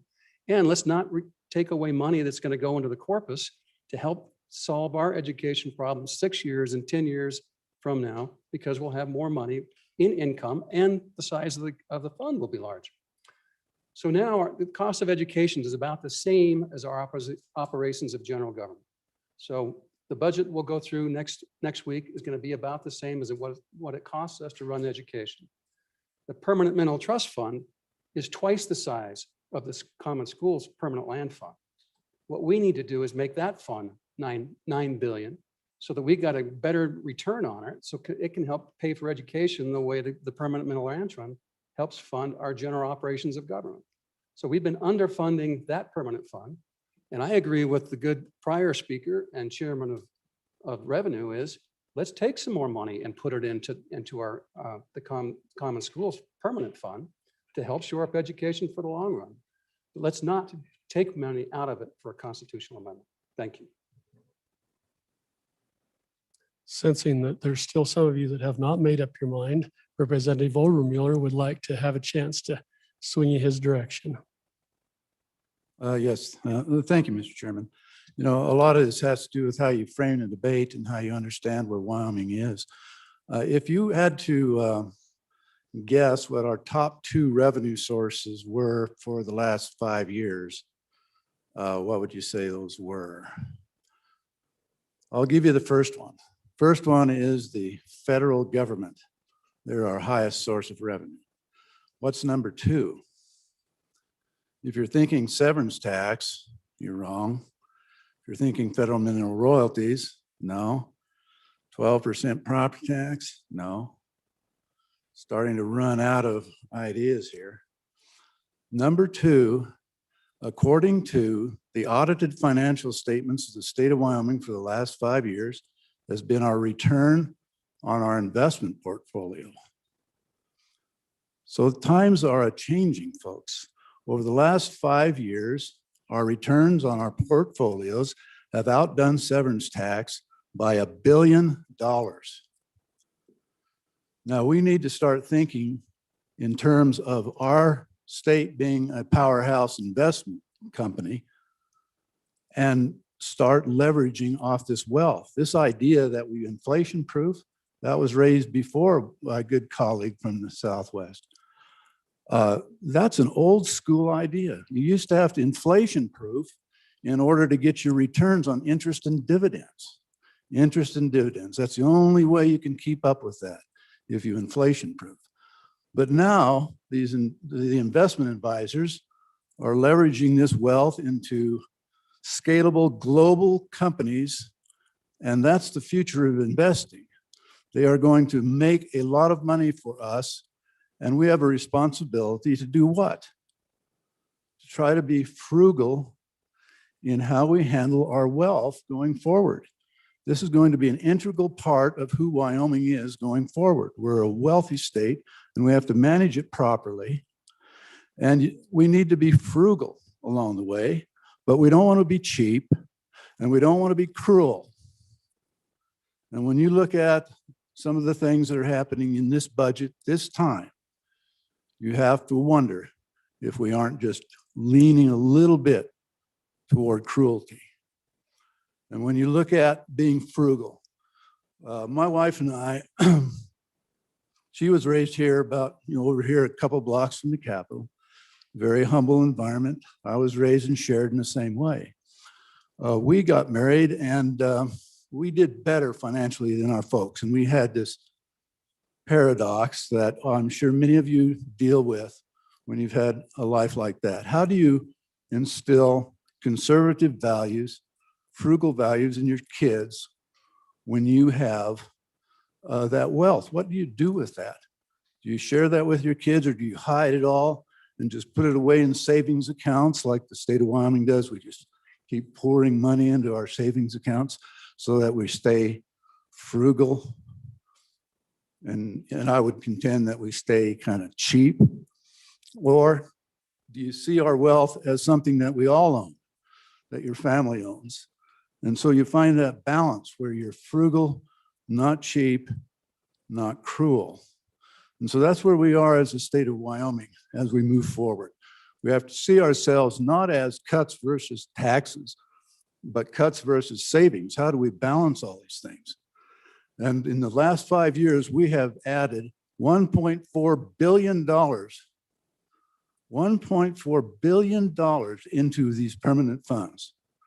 Then we take the money out of the Permanent Wyoming Mineral Trust Fund. And what's the first thing we do? We put it in another savings account. And then what do we do with that? Well, that's there to help stave off the problem we have now, the big deficit, right? No, we didn't do that. This big deficit that we're going to be dealing with, don't use any of our savings to fill that. We're just going to eat it with cuts. So I really challenge you to think in terms of framing this as cuts versus, my mouth is gone dry, cuts versus savings, and realize that we have to find the right balance and that we have to think of ourselves as a family and try to balance all these things together. So when you talk about what is our plan, that's our plan. Our current plan is to just keep shoving money into savings accounts. But my plan is to find balance between all of this. And we're trying to find that in education. Everybody's trying to find that balance. So that's the plan, to understand our wealth and how we properly distribute that to the people of Wyoming. It's their money. It's not your money to stuff away for some future generation so that they can grapple with how to spend it and test their conservative creds so they don't touch it. We have to deal with our children, our lives, in a balanced way that provides for us and our future. So this bill that the good doctor has brought is part of that, to rebalance how we see ourselves and how we handle our extreme wealth. Thank you very much. Thank you, Representative Overbeeler. That was good testimony. Sensing the urgency to vote, question being called. All those in favor of Representative Nicholas's motion that when the committee of the whole rises to report, it do so with the recommendation that joint resolution number 3 do pass. All those in favor say aye. Aye. Those opposed, no. No. The chair is in doubt. All in favor, please stand.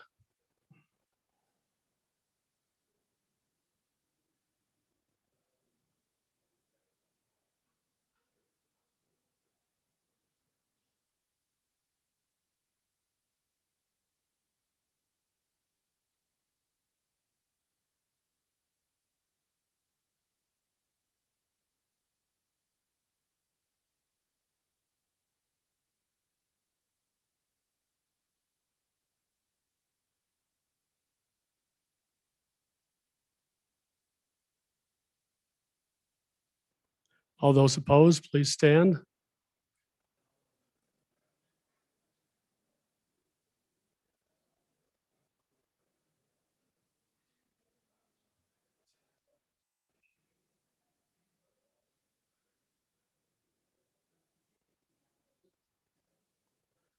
Thank you. The vote was 39 in favor, 18 opposed. House Resolution number 3 has passed the Committee of the Whole. The next bill for our consideration is House Bill 135. The reading clerk will read the bill.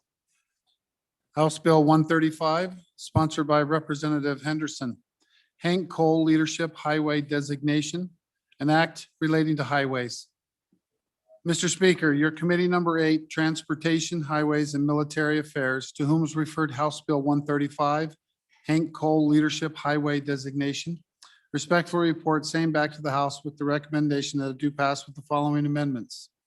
Ayes, Representatives Baker, Brown, Burkhart, Burt, Henderson, McGuire, Obermueller, O'Hearn, Stibar.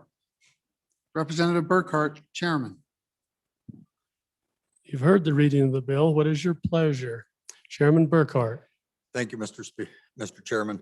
I move that when the Committee of the Whole rises to report, it do so with recommendation that Bill number 135 do pass. Further move the adoption of the Standing Committee Amendment.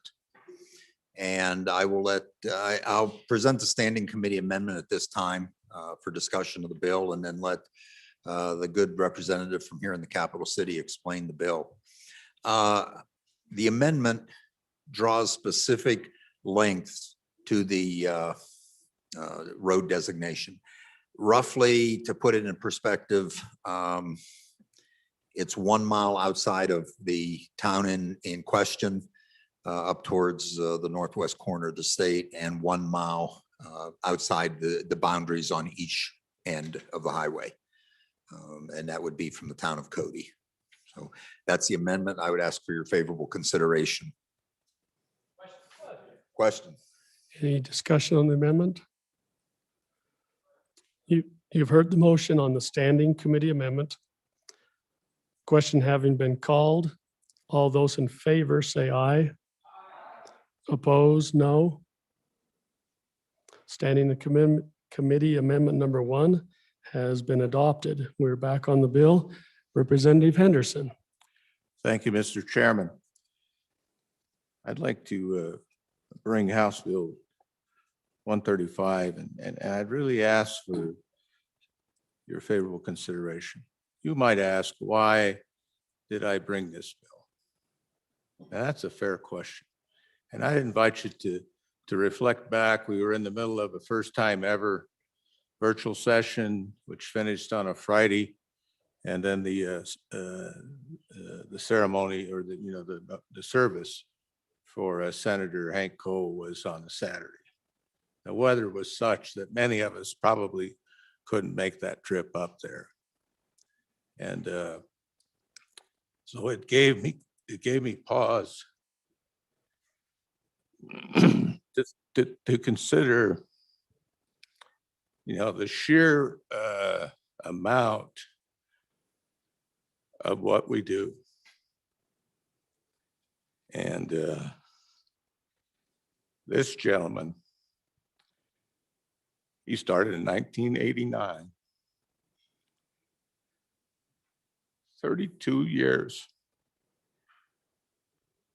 23 of that, he led the Committee on Education. Wow. I think if we don't recognize that, that's an oversight. Big one. Add to that, he served 8 years, excuse me, I don't normally get this emotional, but he served 8 years as commissioner in his county. He's one of our neighbors. We're a small town state. You can't go anywhere in Wyoming. And you ask someone's last name and you find out, and I'll bet you the speaker's paycheck that you're going to know who they are. Are you going to know that family? And so I thought to myself, what better way to commemorate Hank's leadership and public service and to do what he did in 2018.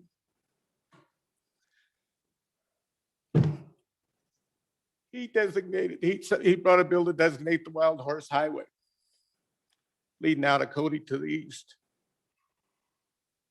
And wow, we can't say enough about the support that we get from the LSO, right? And we're in the rush of all these bills and whatnot. And I said, well, how about if we use his format in honor of his service? Let's use his format.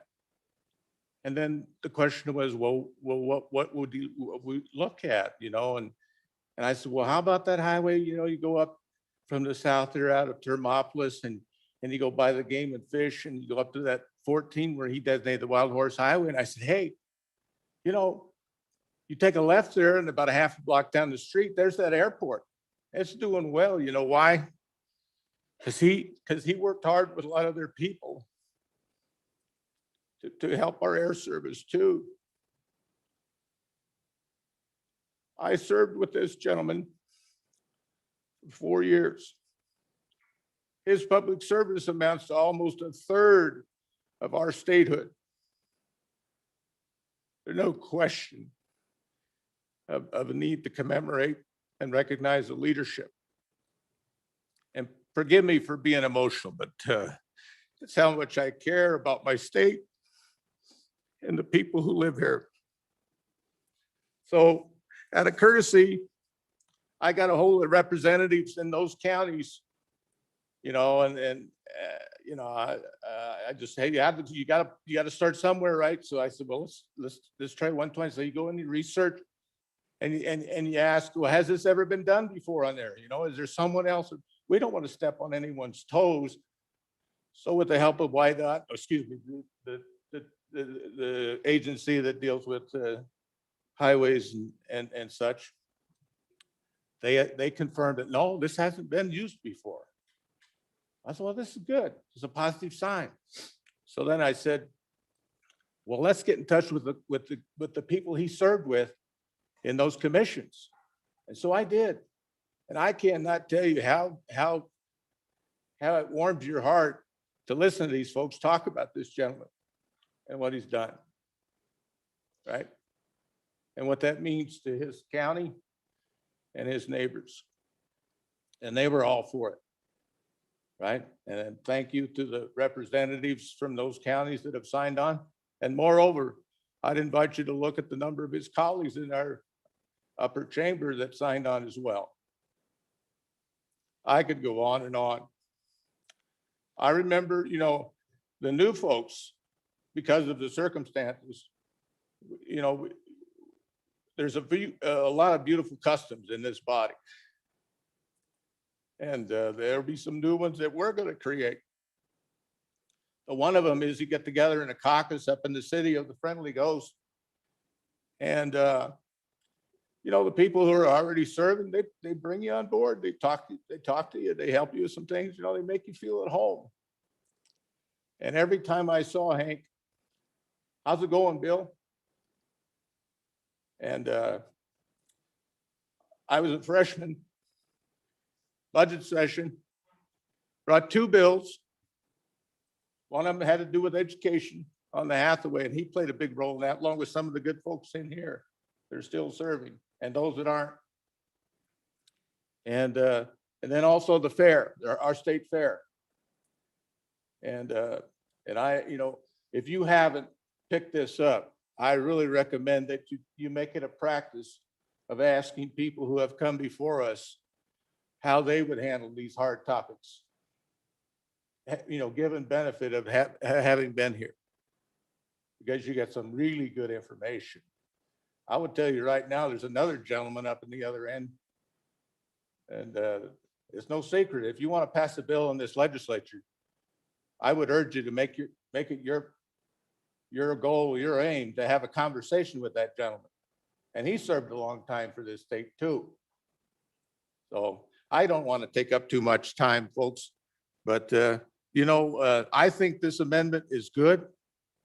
And by the way, since this has been out and about, I've received calls of folks and conversation with folks who want to know how they can contribute to offset some of the costs of what are involved. This, good begets good. And what we need to do as leaders is we need to know when to get out of the way, right? So, and I really support the friendly amendment to make it shorter, right, and more meaningful, right, mile north, mile south of Cody. And I really thank my friend from the capital city here for that recommendation and the committee for the good discussion that we have put this together. So we're down to less than what the fiscal book says, right? So let's get out of the way. And I just urge your support, and I'd stand for any. Oh, there is another amendment, right? So do you want to handle that, Mr. Chairman, or you want me to? Chairman Burkhart. Thank you, Mr. Chairman. It's a personal amendment, so yes, I need to handle it. I move Committee of the Whole Amendment number 1 to House Bill 135. Ask for your favorable consideration. In committee, one thing after the committee meeting ended, we noticed we did, and I'll work this amendment from the bottom up, is that there was no appropriation for the signage. And that's what section 3, starting on line 14 of the amendment does, provides an appropriation to put up the signs for this highway. From 1 through 13, lines 1 through 13, what that does is allow other political subdivisions to contribute to the cost of those fines to reduce that amount of money. And that's what the amendment does. Representative Brown. Thank you, Mr. Chairman. I'd like to divide the amendment if I could. And Mr. Chairman, Division 1 would be lines 1 through 10. Division 2 being lines 12 through 26.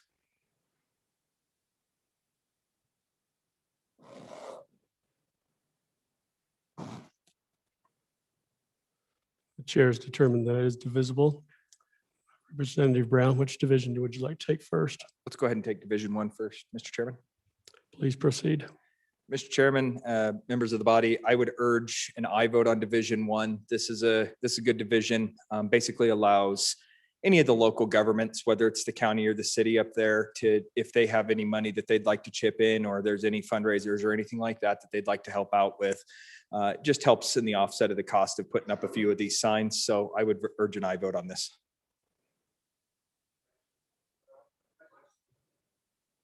Question on division number 1.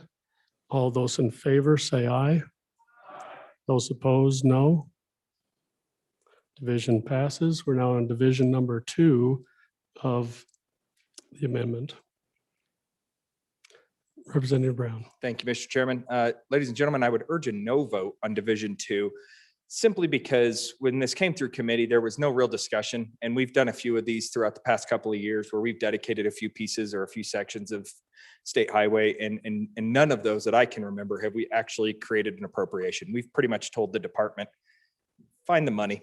You know, you're looking at 25 cents ultimately on the end of a $10 million budget. It's not really that much that we need to worry about. And frankly, Mr. Chairman, I think that we should be, as frugal as we can. And I don't think we need to be spending money on signs right now. Thank you. For discussion, division number 2, which is lines 12 through 26. Chairman, Majority Floor Leader Summers. Mr. Chairman, thank you. Now I might get emotional. So this is $2,800. This man's family has put more money into this state than any of us could ever dream of. I think we can pay that family back by putting in $2,800 for a sign. On and in favor of this amendment, this division. Chairman Burkhart. Thank you, Mr. Chairman. I'll defer to the good majority floor leader. I couldn't put it any better myself. Representative Duncan. Thank you, Mr. Chairman. Just a quick question to anyone who was in the committee. Has any of the political subdivisions stated or testified anything that this appropriation has already been collected? And is it necessary? Not that we shouldn't be doing our part. I'm just curious as to testimony, whether the political subdivisions had said that they already had the funds available.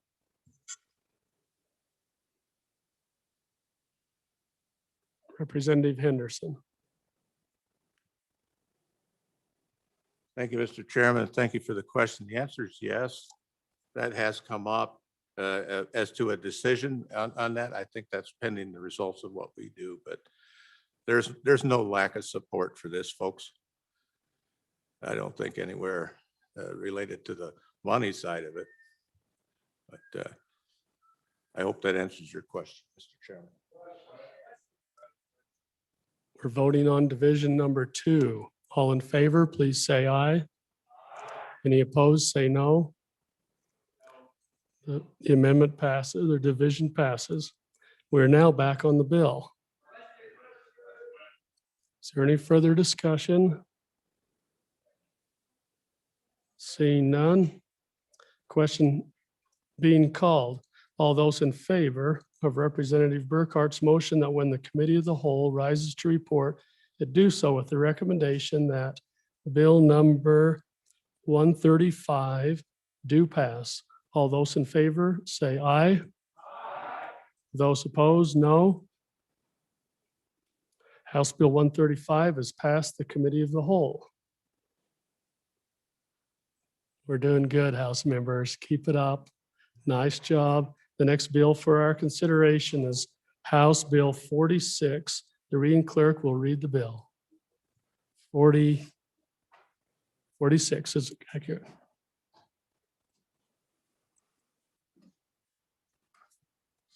House Bill 46, sponsored by Representative Stith, crime of bestiality, an act relating to crimes and offenses.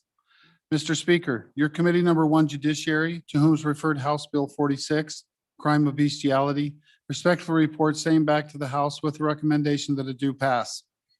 Ayes, Representatives Grego, Larson Dan, Oakley, Olson, Provenza, Rodriguez Williams, Washit, Yen, Zwanitzer. Representative Olson, Chairman. You've heard the reading of the bill. What is your pleasure? Chairman Olson. Thank you, Mr. Chairman. I move that when the committee of the whole rises to report it, do so with the recommendation that House Bill number 46 do pass. And with that, I'll turn over the floor management of the bill to the good former Vice Chairman of Judiciary. Thank you. Representative Stith. Mr. Chairman, thank you. House Bill 46 fills a gap in existing law. Wyoming is one of a handful of states that does not have a law outlawing bestiality. This bill would make it a misdemeanor, creates exceptions for ordinary practices for animal husbandry and veterinary medicine. I brought this bill as we had an incident in my county where law enforcement investigated it, proved essentially all of the elements that are in this bill, but could not prosecute. And with that, I would stand for any questions. Is there any discussion on the bill? Question being called.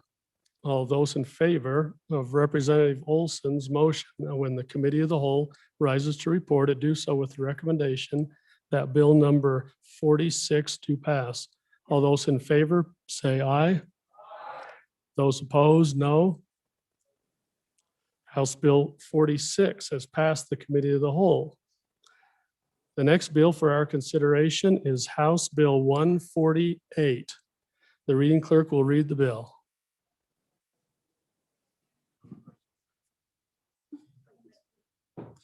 House Bill 148, sponsored by Appropriations. Fees paid to Secretary of State amendments. An act relating to fees paid through the Office of the Secretary of State. Mr. Speaker, your committee number 2 Appropriations, to whom is referred House Bill 148, fees paid to Secretary of State amendments. Respectfully report same back to the House with the recommendation that it do pass. Ayes, Representatives Kinner, Larson Lloyd, Nicholas, Schwartz, Simpson, Stith, Walters. Representative Nicholas, Chairman. You've heard the reading of the bill. What is your pleasure? Chairman Nicholas. Thank you, Mr. Chairman. Ladies and gentlemen, I move that the House support, I move House Bill 148 and ask for your favorable consideration. I'll turn the explanation of the bill over to the good representative from the land of the rocks. Representative Stiff. Mr. Chairman, thank you. Members, House Bill 148 adjusts the fee schedule in the Secretary of State's office. The important features of this are that it would raise $1.89 million per year. The largest segment of that is about $1.37 million that would come from inflation adjusting the annual renewal fees for companies. So if you have a limited liability company that you have formed, each year you have to file an annual statement and pay $50 essentially. That fee was established in 2010. The fee would be raised to $60. And if you put those numbers into your inflation calculator, you'll see that $50 in 2010 is about $60 in 2020, actually. So we're barely keeping up with inflation on this, but it does generate significant fees. So you're not, you can think of the fee as really just being what it was in 2010 when it was last approved. We're just inflation adjusting it. Some of the other fees in this bill that are raised, I guess one thing to note is that the original filing fee to create a new company, that is not changing. So it's still a $100 filing fee. The idea is that we want people to be encouraged to start their company here. So that filing fee is unchanged. So Wyoming, and I would like to give a shout out to the Secretary of State's office because they do a fantastic job. Our state, we have many, many more companies that choose to incorporate here, who choose to form LLCs here than our surrounding states. We have a very favorable business climate. This agency does a great job. It really does. And this agency makes money for the taxpayers. They make roughly, each of the employees in this state agency generate essentially 5 times as much revenue as what the state agency spends. So this is good for the general fund. The bulk of these new fees for these renewals actually will fall upon, there's a very significant number, let me say it this way, a very significant percentage of all of our companies that are incorporated here are actually being paid or beneficially owned by people out of the state. So a lot of these extra fees are going to be paid by people who are out of state. There may be some fees in this bill that you don't like. So for example, you'll notice that for your own reelection chances, this fee would raise your filing fee, okay? So it's going to hit you personally in the pocketbook. You may not like that. Another fee that gets raised for elections is for initiative and referendums. It actually doubles the fee from $500 to $1,000. You may not like that either. What I would encourage all of you, if you have a particular fee in here that you don't like, please vote aye today. Bring a second reading amendment. And if you don't like the initiative referendum fee going up, if you think that chills our ability to have referendums, move to delete that particular fee. But this is a good bill. It updates things and generates $1.9 million a year. So, and for that would stand for any questions. Is there any discussion on the bill? Question being called. All those in favor of Representative Nicholas's motion that when the committee of the whole rises to report, to do so with the recommendation that bill number 148 do pass. All those in favor say aye. Those opposed, no. Motion passes. House Bill 148 has passed the committee of the whole. The next bill for our consideration is House Bill 10. The reading clerk will read the bill. House Bill 10, sponsored by Minerals, COVID-19 Large Business Relief Program, an act relating to emergency expenses of government related to business relief. Mr. Speaker, your committee number 2 appropriations, to whom is referred House Bill 10, COVID-19 Large Business Relief Program, respectfully reports same back to the House with the recommendation that it do pass with the following amendments. Ayes, Representatives Kinner, Larson, Lloyd, Nicholas, Schwartz, Simpson, Stiff, Walters. Representative Nicholas, Chairman. You've heard the reading of the bill. What is your pleasure? Chairman Greer. Mr. Chairman, I move that when the committee of the whole rises reported, do so the recommendation that House Bill 10 do pass. I'm going to turn it over to the good chair of transportation for the explanation of the bill. I believe we have a substantial standing committee amendment, and I believe committee number 2 has a standing committee amendment. So Chairman Burkhart. Thank you, Mr. Chairman. I think I'll go through the bill first, then handle the standing committee amendment from the Minerals Committee, and then we can handle the standing committee amendment from the Appropriations Committee. Would probably be the easiest way to understand the bill. So what this bill is it's a modest relief fund for some of the largest businesses in our state. And the reason for this is that in a number of our communities during the past year, these large companies kept the economy of those communities going.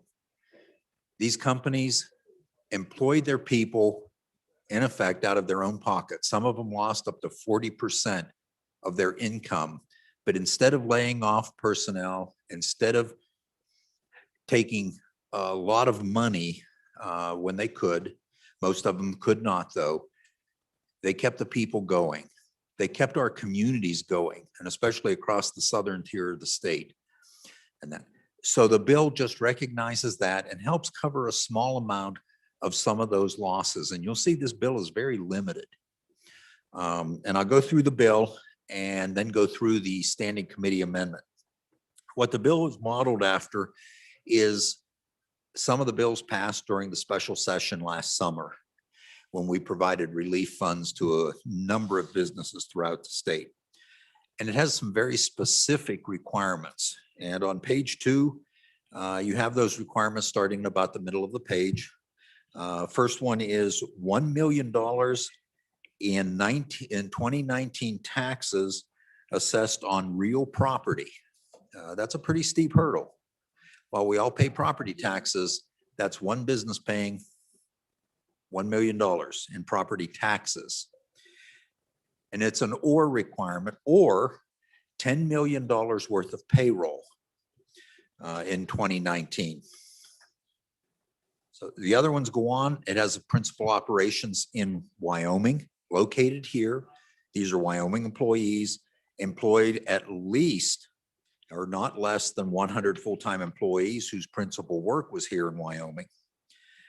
It defines required closure, and a number of you remember we defined those last summer for a number of the relief bills that we passed. And what that means is an order issued by the state in response to the COVID pandemic, and includes interruption or curtailment of businesses, normal business, as a result of any closure or public health order, or as a result of public health crisis in respect to COVID-19. It's a stipend program. It's to give stipends to business. It's not a loan. The eligible businesses can apply through the Wyoming Business Council. The council may contract with other institutions to administer this. And there are stipulations. They have to submit an application. And if you go over to page 5, under Romanet 4, there are several stipulations that must be met under this.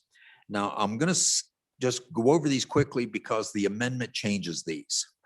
So I'd ask you not to spend too much time, but it talks about payroll costs for Wyoming employees, what is in effect covered by this. Business equipment, business losses due to safety equipment, rent, mortgage payments, utilities, other expenditures or business interruption. And the council, if you look at Romanet 5 on page 6, they have to demonstrate to the council, these businesses, that they did actually have losses, that they did lose money, and that the calculation is limited under Romanet 6 to the months of April, May, and June of 2020, kind of the height of the pandemic for us, against the same months in 2019. So you're comparing same months in one year, a good year, same months in the next year, which was really a bad year. Okay. can only be made with funds from the CARES Act. And these are subject to federal law. And there are stipulations after they get the money, they have to maintain principal operations in Wyoming for not less than 3 years. And I think most of these companies would do it. You don't pack up and move a very large processing facility out of the state once it's here. Provide a report to the council and that repay the funds if they do move or violate any of these. The stipends are limited to money from the federal government from the CARES Act. And that if you, so I'm over on page 9. So they have to be in accordance with all federal laws, all state laws and that sort of thing. And the program has a termination date, which again, I'll cover in the amendment. There's appropriated for this $10 million. It's limited. I think some of you remember we gave out in some of the bills that we had last summer, $300+ million. This is for a total of $10 million. And by the way, each business is limited to a maximum amount of 1.5 million.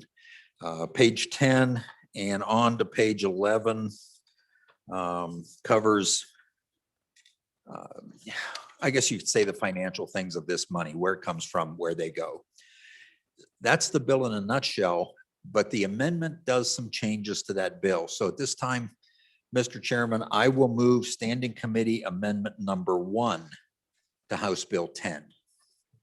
So, ladies and gentlemen, if you read closely the bill itself, you will see that there are deadlines in there that occurred in 2020. The problem was, is we felt that at the time, and there was good reason to believe, we would have another special session after last summer. There were predictions we'd have it in September, and the bill was prepared for those special sessions. That never occurred. But the committee kept the bill alive, thinking that maybe we would be able to do something, and now we're doing it now. However, all of those dates are now past tense. So the amendment changes that, and we don't know what the future holds either. What CARES Act 2, and we've referred to CARES Act 2, CARES Act 3 will look like. So instead of having specific dates, and I'm on page 1 of the amendment, line 3, we've defined a covered period, which will be from last year on through to the end of this year. With that covered period, we're able to delete a lot of dates and insert covered period throughout the bill. And that's why you see a number of deletions in here. So if you go to page 5 in the bill, and I'm on line 15 of the amendment, you will see that on page 5, lines 4 through 21, and then on page 6, lines 1 through 3 are deleted completely. We've deleted the specific things that are covered in favor of having a company, and that's what Romanet 5 on the amendment does, submitting losses in those 3 months I mentioned before versus what they made in the same 3 months in 2019. So you're just comparing losses. They don't have to produce a whole bunch of data. They don't have to look and root through the data for specific items, and that it's loss against earnings. That results in renumbering. And that. Then if you go on to page 2 of the amendment,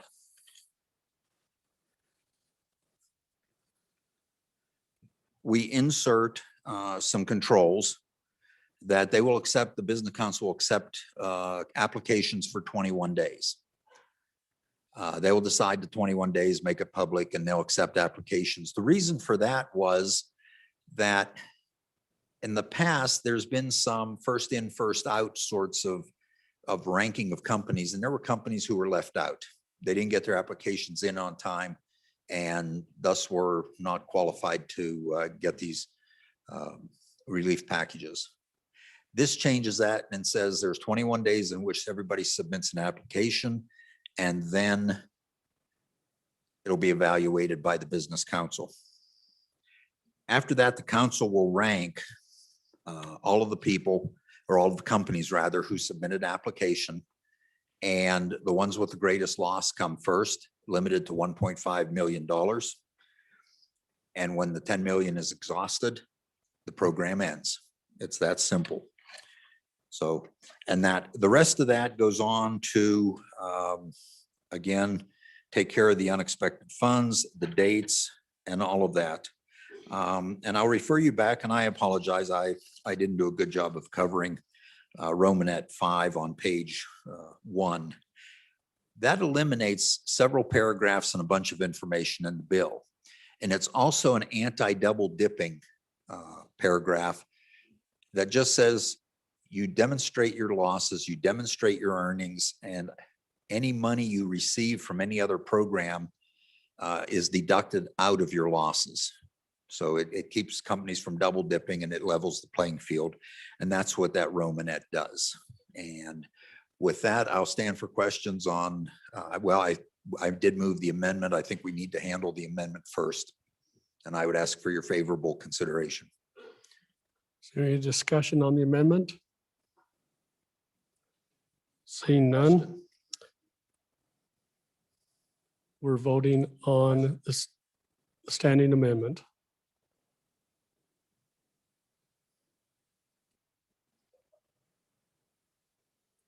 Question. Thank you. Question haven't been called. All those in favor say aye. Aye. Opposed, no. Standing committee amendment number 1 has been adopted. We're back on the bill. Representative Larson. Thank you, Mr. Chairman. I'd like to move House Standing Committee Amendment number 2 to House Bill 1. With permission, explain what we have going here, Mr. Chairman. Please proceed. So, folks, you'll recall last year as we got the $1.25 billion of CARES money that came into the state. The question is, how do we get this out, and how do we get it out fast? And the burden of developing the plan for that really fell on this committee, our Minerals Committee. They stepped to the plate and they delivered, I think, in an absolutely incredible way. And so it was a surprise to no one as we heard that there would probably be some CARES Act money reversions and some other things available that they, just due to the expertise that they had, to have a plan ready. And we like the plan. We think that the model for helping big businesses is fair and accurate. The problem we have as this come to JAC is that we have this one that is saying that we had set aside 10 million. We have 2 out of the Ag Committee that are requesting either the reversion money or new money. Then we've got 3 others we know out there. They all totaled about $700 million, which is about what we anticipate getting back from in the CARES 2. Now, what we do know, let's not forget the governor has an idea or two as well on perhaps how some of this money ought to be spent, and it's all fair. But if we start passing the bills with the appropriations in for these CARES funds, then it really gets wonky when the money starts coming in. Who gets it first and how? And we don't have Treasury guidance on everything yet.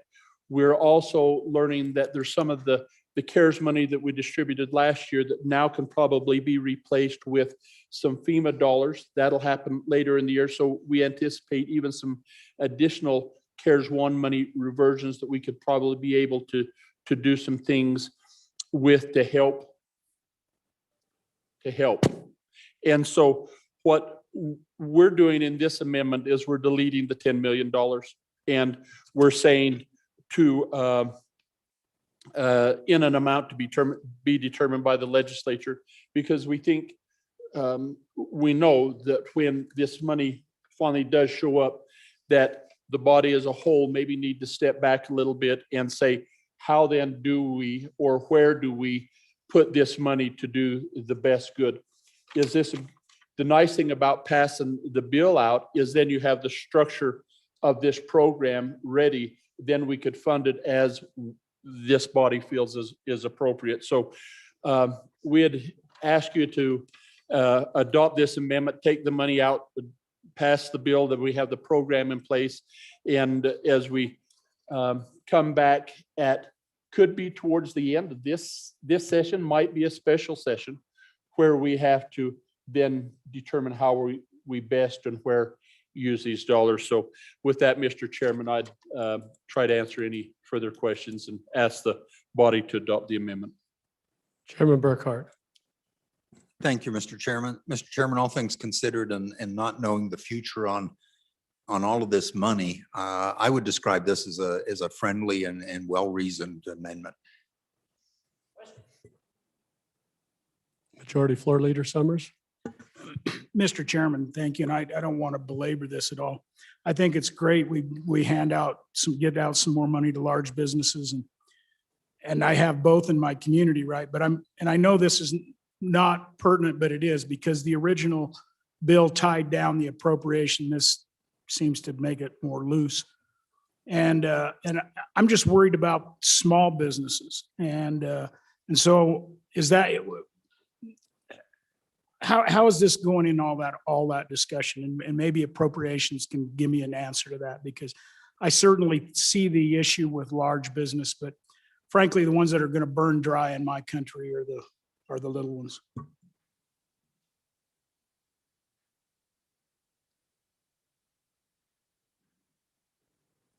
Question having been called on the Standing Committee Amendment number 2. Mr. Chairman, I think that the Vice Chair of Appropriations had a comment.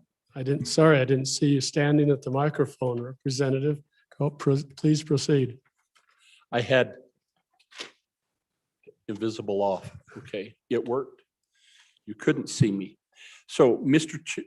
Chairman, I would just like to respond to the good majority floor leaders question on about small businesses, large business, and it's exactly to the point of this amendment.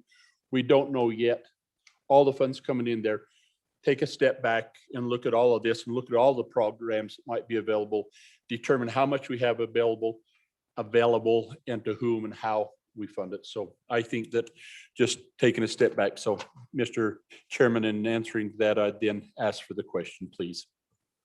Question having been called on the Standing Committee Amendment number 2. All those in favor, please say aye. Opposed, no. The Standing Committee Amendment number 2 has been adopted. We're back on the bill. Chairman Burkhart, would you like to speak? Question being called. All those in favor. Whoa.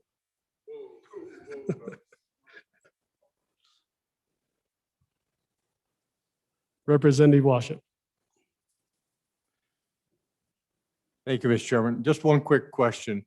My memory escapes me, but the top threshold of businesses that were aided with previous dollars and the bottom of the threshold for these dollars, is there a gap? Are there any businesses that fall between what we've helped previously and what these funds will help? Have we bridged the entire gap? That's my question. Is there anyone that would like to answer that question? Chairman Burkhart. Thank you, Mr. Chairman. The previous bills handled last year limited and I don't have them in front of me. My recollection is 100 or less employees. And that this one starts at 100 and goes up. And the question I kind of assumed people would ask, and nobody did, but I'll answer it. How many companies would qualify? We feel less than a dozen that would meet all the qualifications. Just answer that unasked question. Thank you. Question being called. All those in favor of Chairman Greer's motion that when the Committee of the Whole rise to report, do so with the recommendation that Bill number 10 do pass. All those in favor say aye. Those opposed, no. House Bill 10 has passed the Committee of the Whole. The next bill for our consideration is House Bill 76. The reading clerk will read the bill. House Bill 76, sponsored by Representative Brown. Uniform statewide payment processing, an act relating to the administration of government. Mr. Speaker, your committee number 2 appropriations, to whom was referred House Bill 76, uniform statewide payment processing. Respectfully report same back to the House with the recommendation that it do pass with the following amendments. Ayes, Representatives Kinner, Larson Lloyd, Nicholas, Schwartz, Simpson, Stith, Walters. Representative Nicholas, Chairman. You've heard the reading of the bill. What is your pleasure? Chairman Nicholas. 67. Yeah. Fees paid 148. Mr. Chairman, I move in the committee whole rise and report. It does so with the recommendation that House Bill 76 do pass. May I turn the explanation over to the good representative from my town, downtown, along with the standing committee amendments. Representative Brown. Thank you, Mr. Chairman. Ladies and gentlemen, I'll dispense with the amendment pretty quickly here. This amendment just came to us, is a little bit of a cleanup, and it says, if you turn to the page, I believe it's on page 2. No, I'm sorry, it's on page 3. It just says any fees assessed. And what we learned through this process as we were going through this, and I'll explain the bill pretty quickly, is that some of these agencies, some of these smaller commissions and boards actually have these fees built into their licensing.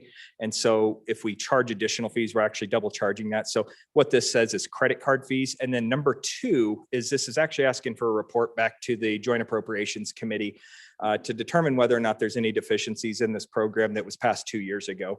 With that, Mr. Chairman, I'd ask for the question on the amendment. Question having been called. All those in favor, say aye. Opposed, no. Standing Committee Amendment number 1 has been adopted. We're back on the bill. Thank you, Mr. Chairman. Ladies and gentlemen, this is probably the most boring bill that you will be looking at. The administration of government's in the title, so I don't know how much more boring you can get than that. But this is a follow-up bill to a bill that was passed out of this body 2 years ago that required the state of Wyoming and the Department of Enterprise Technology Services to create a unified statewide contract for credit card processing. What we found out at that point is a whole bunch of people were using credit cards and different vendors, and we had a whole bunch of different agencies getting charged different prices. So they're in the process of doing that. But then what we found out on a follow-up when that RFP went out was that some agencies are, the fees that are getting charged were being charged irregularly. Some people were charging them to the consumer. Some people were charging it back to the general fund. So all this bill is doing is clarifying how those fees are actually paid.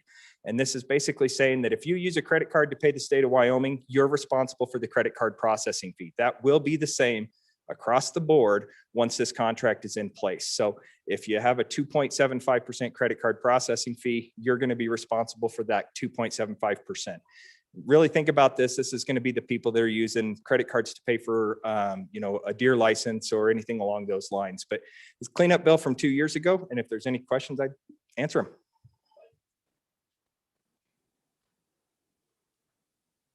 Anyone like to speak on this bill?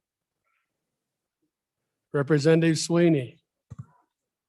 Thank you, Mr. Chairman. So my question is, relative to that, say 2.75%, a lot of the processors also charge you I'll use a 25-cent fee per transaction. So is that contemplated within the 2.75%, or how are those other additional processing fees that they get you on contemplated? Representative Brown. Thank you, Mr. Chairman. To answer that question directly, that'll all be included in the contract and once the vendor is actually selected. So, we don't dictate that in the bill itself. We don't say you must be at this price. That's going to be dictated by market values. So unfortunately, I don't have an exact answer to that, but it will be in the contract.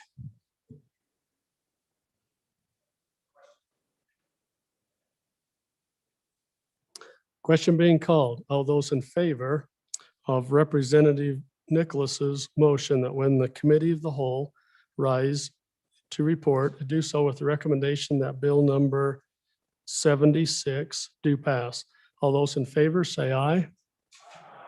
Those opposed, no. House Bill 76 has passed the committee of the whole. Majority Floor Leader Summers.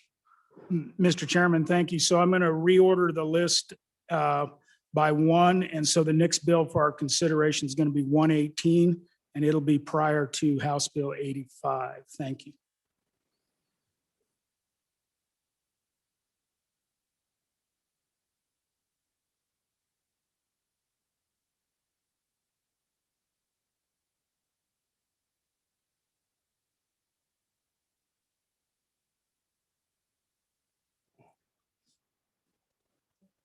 Members, the next bill for our consideration is House Bill 118.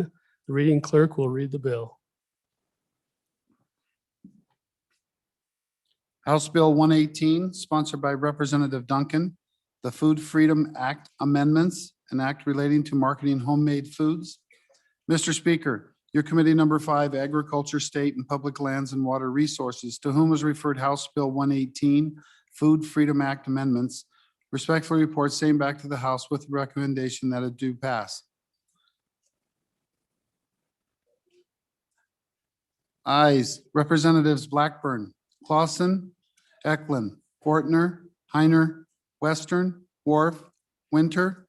Noes, Representative Larson, Dan. Representative Eklund, Chairman.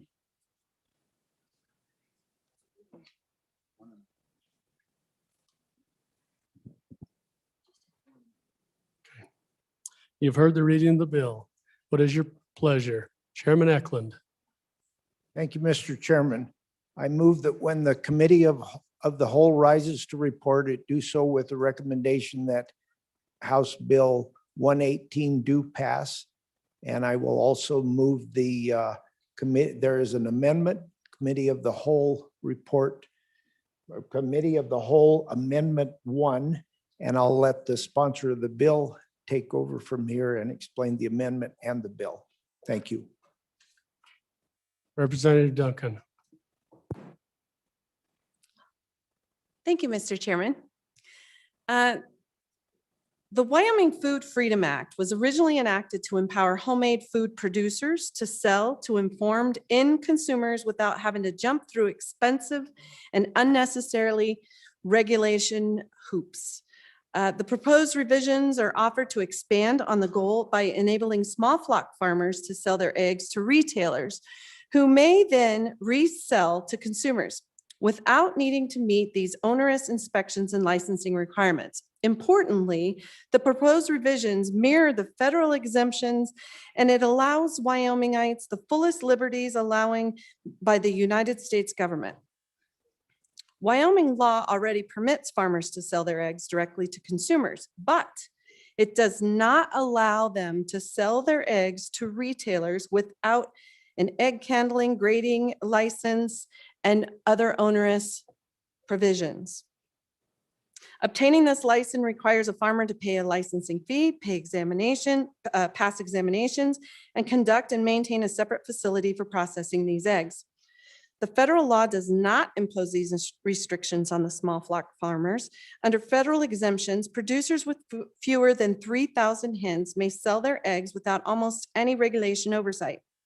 These federal exemptions require that the egg be fit for human consumption, be kept at an appropriate temperature, and be properly labeled so that consumers know exactly what they're buying. But they remove the inspection and licensing barriers that are so cost prohibitive to many of our small flock farmers. In turn, and as confirmed by the National Supervisor of Shell Eggs at the USDA, federal law allows retailers to then resell their eggs to the end consumers. So if we look at the bill, it's very simple. And over on page 2, lines 2 through 4, and further down onto lines 10, all we're doing is we're adding eggs into the Food Freedom Act. Now, on your version, without the amendment, lines 13 through 16, this is where I'd like to move. We already moved the amendment, correct, Mr. Chairman? She needs to move it. I need to move the amendment? Please. Mr. Chairman, I'd like to move Committee of the Whole Amendment number 1. Please Okay. proceed. great. So right here, lines 13 through 16, we're striking and we're replacing it with our amendment. And on the amendment, we're doing a little bit of cleanup on page 1, line 8 and 9. And that's just making everything conforming. But the substance of the amendment that we're changing is on your actual amendment page is lines 11 through 15, but they go into the actual bill in that 13 through 16 at the end of line 16.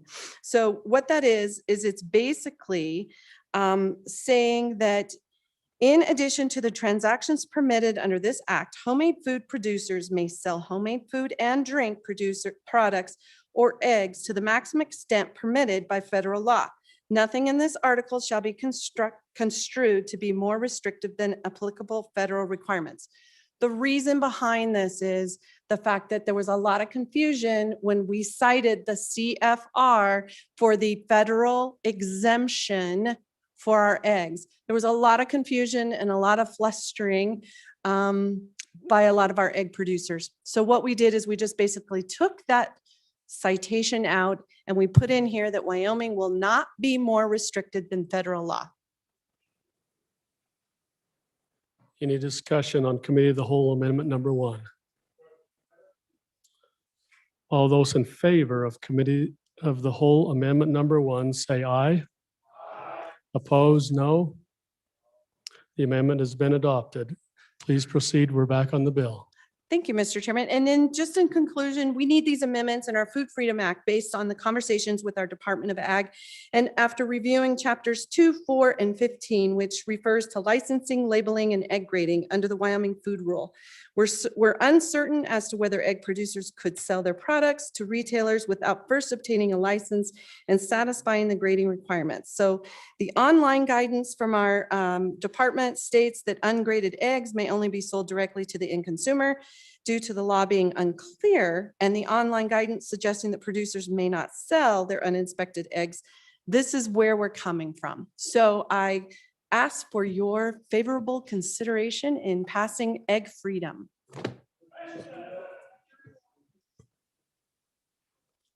Representative Yen. Mr. Chairman, I hate to rain on a great egg parade, but I should have brought this up before we adopted the amendment, but I'm a little worried in the amendment that now we allow any homemade food and drink, because it says may sell homemade food and drink products or eggs to the maximum extent permitted by federal law. So I think this maybe please correct me, but does this invalidate the rest of the Food Freedom Act restrictions to allow anything that would be allowed in federal law to be sold by any Food Freedom Act producer? Representative Mr. Chairman. Duncan. Thank you, Mr. Chairman. Keep in mind, there's a very restrictive line with our federal laws. And our Food Freedom Act allows certain things for cottage foods.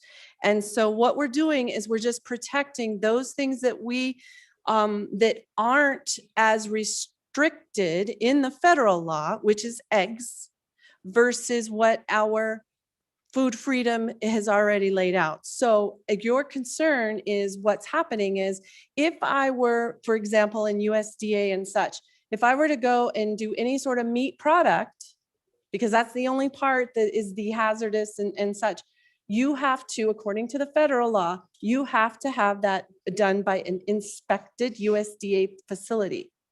So that doesn't, those hazardous products do not apply in this Food Freedom Act or in that amendment that we just adopted.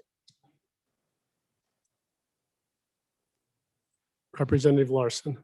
Mr. Chairman, I got a question, I guess. I think she's our good representative that brought this bill. I'm for food freedom for sure. I just a little worried. So is the bill saying that the eggs can be sold to the grocery stores without being graded or anything like that?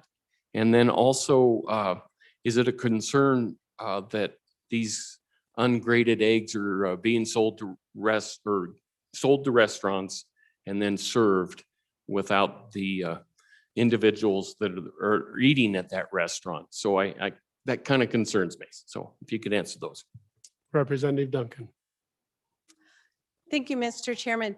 So what this is that according to the USDA, if you as a egg producer, a farmer, and you take your eggs and you are now able with our bill, able to take them to your local grocery store and you sell them.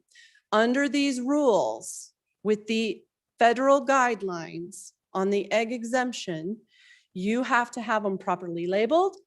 You have to have them at a certain temperature. There's a whole list of guidelines you have to follow, but you do not have to have them inspected.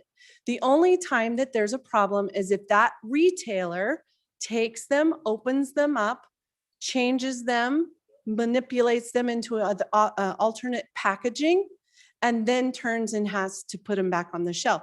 That would require that the retailer has to be USDA licensed.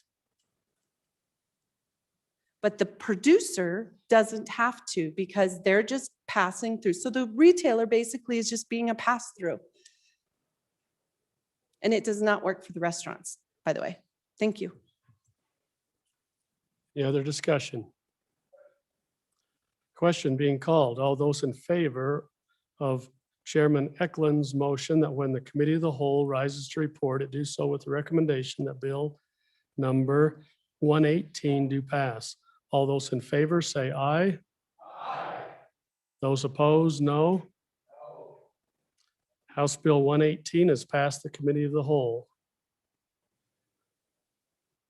Seeing no majority floor leader, we're moving on. The next bill for our consideration is House Bill 85. The reading clerk will read the bill. House Bill 85, sponsored by Representative Stith, unlawful dissemination of an intimate image, an act relating to crimes and offenses. Mr. Speaker, your committee number 1 Judiciary, to whom was referred House Bill 85, unlawful dissemination of an intimate image, respectfully reports same back to the House with a recommendation that it do pass with the following amendments. Ayes, Representatives Craigo, Larson Dan, Oakley, Olson, Rodriguez Williams, Washit, Yen, Swanitzer. Noes, Representative Provenza. Representative Olson, Chairman.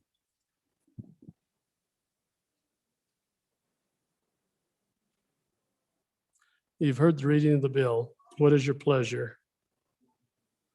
Thank you, Mr. Chairman. Chairman Olson, thank you. My pleasure is I move that when the committee of the whole rises report, that it do so with the recommendation that House Bill 85 do pass. And I further move the adoption of the Standing Committee Amendment number 1. Ask for your favorable consideration, and we'll jump back to the Standing Committee Amendment. But for now, I'll turn over the explanation of the bill to the sponsor of the bill from the land where the water is sweet. Representative Stith. Mr. Chairman, thank you. House Bill 85 fixes a current problem in law. Wyoming is one of just 4 states that does not have a law that outlaws what is commonly known as revenge porn. That's what this bill does. You may recall a couple of years ago, we passed a similar bill that dealt with minors, essentially what was sort of conventionally called sexting. That became Wyoming Statute 6-4-305. This bill applies only to those persons age 18 or over, so there's no conflict or amendment or change to what we did a couple of years ago. The definitions are on pages 2 and 3. On page 4 gets to the elements of what it takes to commit the crime of dissemination of an intimate image. The first element, page 4 at the top, disseminates an intimate image of another person. The second element is when he knew or should have known that the depicted person had a reasonable expectation that the image would remain private, and the depicted person did not expressly give consent for the image's dissemination. And that is the heart of the original version, because this defines the act you're doing, but doesn't specify the intent you have, the mens rea. We come to the Standing Committee Amendment number 1, and I would turn it back over to Chairman Olson to explain the Standing Committee Amendment. Chairman Olson. Yeah, thank you, Mr. Chairman. So that is literally the standing committee amendment. The original bill specified what the crime is. All we've done is add a mens rea, in other words, an intent, and followed by an action, whether that's humiliate, harm, harass, threaten, of course. And we also added to that list of intent, you can see that subsection B for that it's just another qualifier as opposed to harm. Instead, the harm that we're looking for here is the sexual gratification or arousal of others or of the person disseminating the intimate image. Top part of the amendment, I'm sorry, I skipped over that. All that is cleanup language on the tense of the in the bill. That's standing committee amendment. I'll take any questions on the standing committee amendment. Any discussion on the amendment? Seeing none, question having been called on this. Chairman Wilson. Thank you, Mr. Chairman. I know you were reading my mind, which is that I really didn't want to talk about this bill. But I do have a question. And of course, the amendment is on my computer screen, so I can't see it. But I guess I have a question. Thank you. Thank you. The insertion of the third paragraph about the intention. You know, the thing is, it seems to me that if the person who is in the image didn't want their image to be shared and they didn't give consent, then I'm not sure that this intention, you know, we talk about revenge porn, but if the person sending the image says, I'm sharing this image because this person I know is so beautiful and gorgeous, and we want to share that beauty with everybody, but the person whose image it is being shipped doesn't consent or want it shared, that I guess I don't, the fact that then you could go to the person who shared it and they would say, well, I had no hostile intent. I wasn't trying to humiliate them and we weren't being aroused. We were just saying how gorgeous they were. That doesn't solve the problem of the person in the image. So I'm not sure that this is sufficient. Thank you. Members, we are on the standing committee amendment. Any other discussion? Representative Olson? Yeah, thank you, Mr. Chairman. I can address that. So so number one, I think the good chairwoman is exactly right. Yes, the person who has shared the image would say, well, I didn't intend to do those. And that would be a defense. So we would expect that would result in a trial, and the finder of fact would have to rule on whether the intent was there, which is exactly the purpose of the amendment. So you want to add the mens rea so you don't capture innocent actors. And I think without that, going back to the example the good chairwoman raised, well, you know, did you have the consent or not? Did you not have the consent of the person in the photograph? And the whole idea with shifting that to intent on the action of the sharer is to take away that concept that you even have to search for consent. That's not even a question. You're not going to figure out whether the individual gave their consent or not. All you need to do is look to the actor who shared it and prove what their intention was.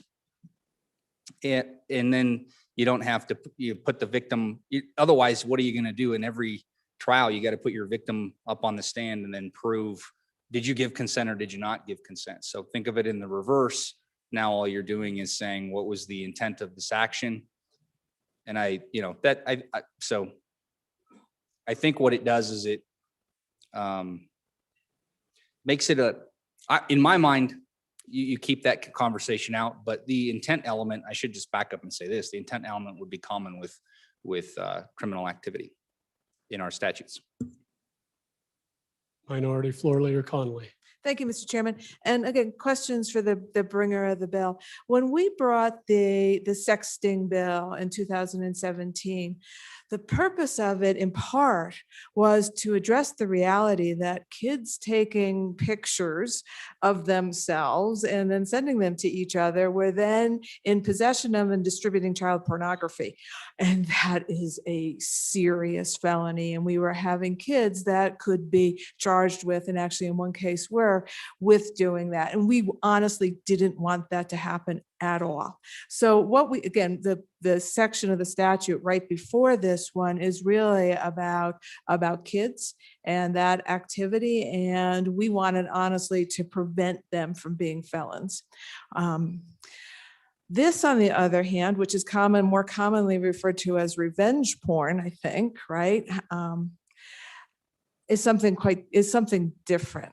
And so I'm curious if instead of another criminal offense, if there is the possibility for civil liability, where the individual whose image has been disseminated could sue for, would it be libel in some way? And so just curious about that as an alternative. Representative Stith. Mr. Chairman, and again, as if my understanding is we're still on the amendment, if I understand it correctly, with respect to intent, the value and purpose of having this intent element is that it also ensures that this bill will be held to be constitutional if it's challenged on, for example, First Amendment grounds. There are a number of cases across the country in states that do have similar statutes where defendants have challenged this as being unconstitutional. And in those states, such as Minnesota, for example, that very recently held that their statute is constitutional, this intent to harm was an element, because essentially under the First Amendment, because this is a content-based restriction, it triggers strict scrutiny, constitutional analysis. And to satisfy strict scrutiny, you have to show that the state has a compelling interest, and you have to show that the solution is narrowly tailored to achieve that compelling interest. So I think the intent element is important to ensure that this bill, if it becomes law, does not get struck down. Chairman Greer, we're still on the amendment. Yeah, I am on the amendment, Mr. Please Chairman. proceed. And I think the amendment fixes my concern, but I do have a question, this problem with this modern world we live in, right?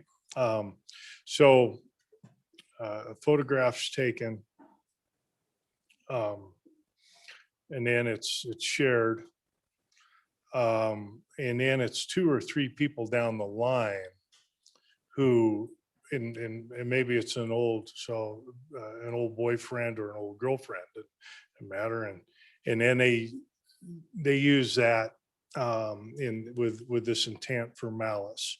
But what happens with, I think it was brought by the chair of labor, and it could be because the person's handsome, by the way. Okay, but what about those people that are in the interim there, the intervening folks? And so how do we have this boxed in? And I think maybe you've got it, but I would just like to just feel a little more comfortable about that. Could you maybe expand upon that? Chairman Olson.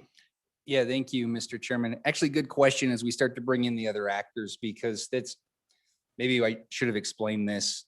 Really, you have 2 options, I think, to not capture those other actors that you're not intending to capture. You could create a list here of all of the exceptions. And I just give you another example, would be law enforcement, really.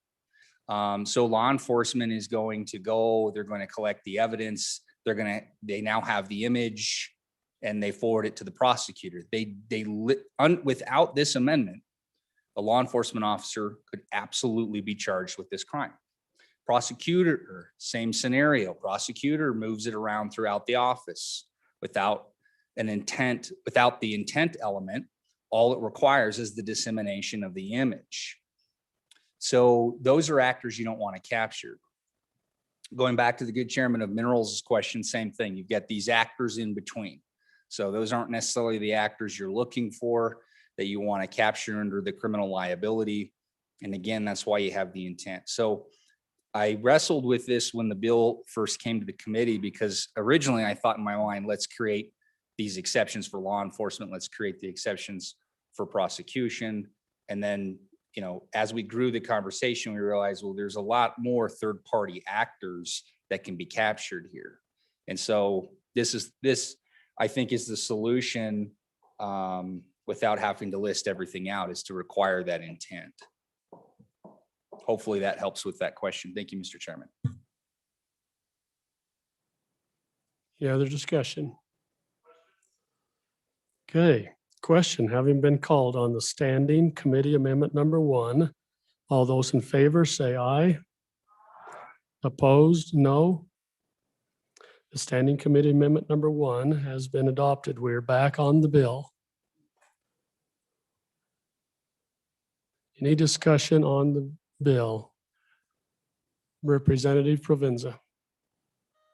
Thank you, Mr. Chairman. I was the lone no vote on this bill, so I figure I'd share some of my thoughts with you. One of the things I struggle with, and I think the minority floor leader approached this, was what are we doing with folks who are busted with this?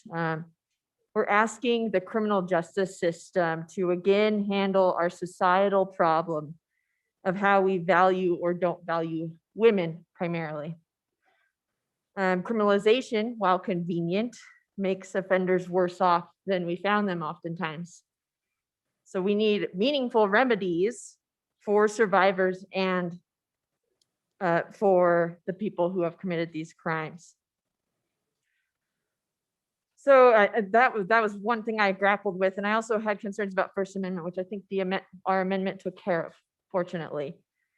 But I also have some questions, and these are less of concern about values, but just more about, you know, when we talk about image on page 2, lines 11 through 15, on line 13, you see, including a computer-generated image that purports to represent an identifiable person. So if someone photoshops my face onto a terrible image that humiliates me and uses it, but they're using it to humiliate me as a political figure, what happens there? It's not necessarily an image that I was actually in. I was photoshopped into it. So I think that's something that we could tackle and try to make this bill better in Second Amendment reading. But I wanted to speak on this issue because I think it was important to outline some of my issues. So thank you. Representative Seth. Mr. Chairman, and to respond to the question from the representative from District 13, this is drafted as a criminal statute, and so as a result does not automatically have any civil liability provision, or does not itself create a cause of action.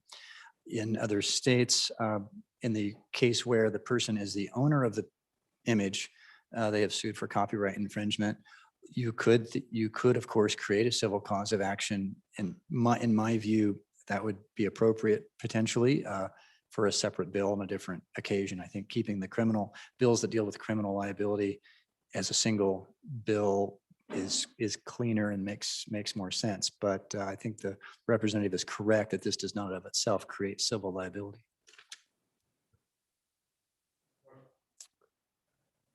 Question being called.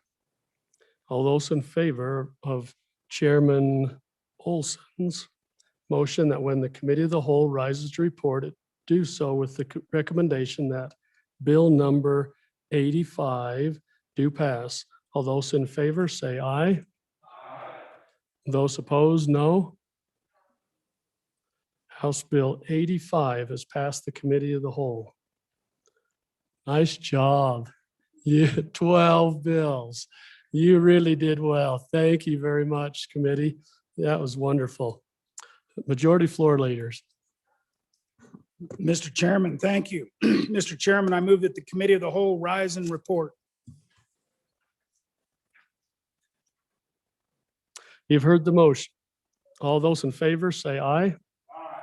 Opposed, no. Motion carries.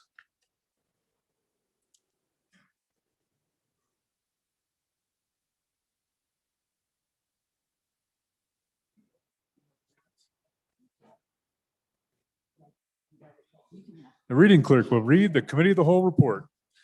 Mr. Speaker, your committee of the whole, having had under consideration bills on general file, begs leave to report as follows. House Bill 65, do pass. House Bill 103, do pass amended. House Bill 87, do pass amended. House Bill 17, do pass amended. House Joint Resolution 3, do pass. House Bill 135, do pass amended. House Bill 46, do pass. House Bill 148, do pass. House Bill 10, do pass amended. House Bill 76, do pass amended. House Bill 118, do pass amended. House Bill 85, do pass amended. Representative Simpson, Chairman. Representative Simpson.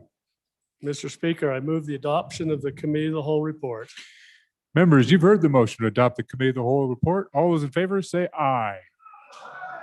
Those opposed, no. The report is adopted.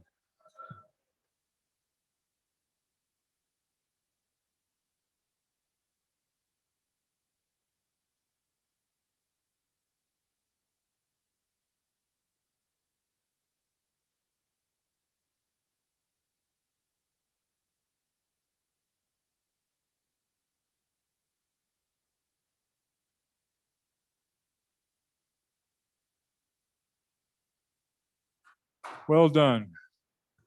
Thank you very much, Representative Simpson. All right, Chief Clerk, what do you got? Messages from the Senate. Message 176. Mr. Speaker, the bill listed below passed the Senate on third reading by the vote indicated. Senate File 40, Wyoming Money Transmitters Act Amendments. Ayes 30. Sincerely, Ellen Thompson, Senate Chief Clerk. Message 177. Mr. Speaker, the bill listed below passed the Senate on third reading in an amended form by the vote indicated. Senate File 83, Gillette College Community College District. Ayes 20, noes 10. Sincerely, Ellen Thompson, Senate Chief Clerk.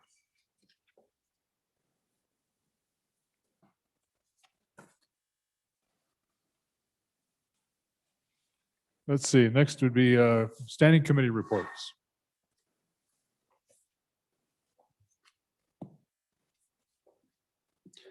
Mr. Speaker, your committee number 2 appropriations, to whom was referred House Bill 67, geothermal energy review, respectfully report same back to the House with the recommendation that it do pass.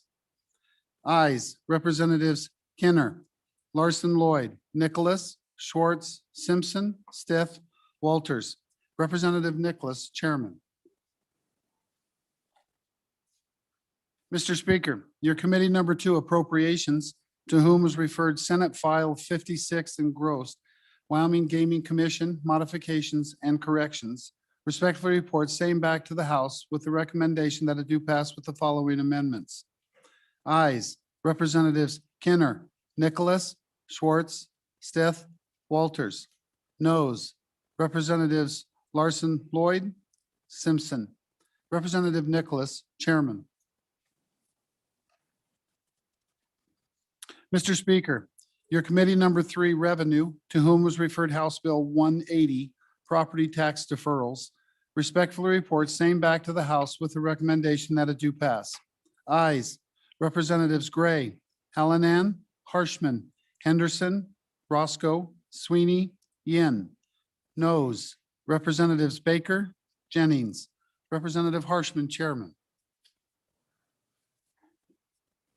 Mr. Speaker, your committee number 7, corporations, elections, and political subdivisions, to whom is referred House Bill 14, rights of way along public ways amendments, respectfully report same back to the House with a recommendation that it do pass with the following amendments. Ayes, Representatives Blackburn, Clausen, Clifford, Duncan, Air, Hunt, McGuire, Roscoe, Swanitzer. Representative Swanitzer, Chairman. Mr. Speaker, your committee number 7, Corporations, Elections, and Political Subdivisions, to whom was referred House Bill 160, Election Ballot Order, respectfully report same back to the House with the recommendation that it do pass with the following amendments. Ayes, Representatives Blackburn, Clifford, Duncan, Air, Roscoe, Saronitzer. Noes, Representatives Clausen, Hunt, and McGuire. Representative Zwanitzer, Chairman. Mr. Speaker, your committee number 8, Transportation, Highways, and Military Affairs, to whom was referred House Bill 144, Electric Vehicle Fees Updates, respectfully report same back to the House with the recommendation that it do pass.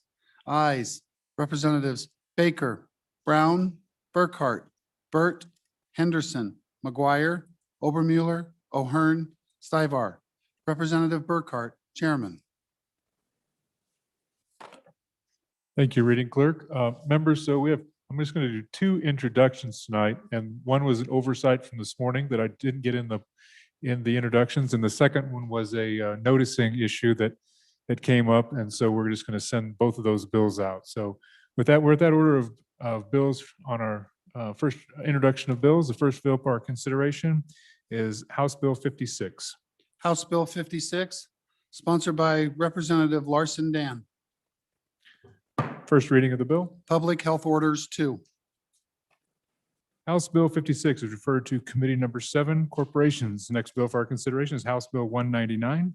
House Bill 199, sponsored by Representative Provenza. First reading of the bill. Vehicle Insurance Anti-Stacking Prohibition. House Bill 199 is referred to Committee number 7, Corporations. Thank you. What else?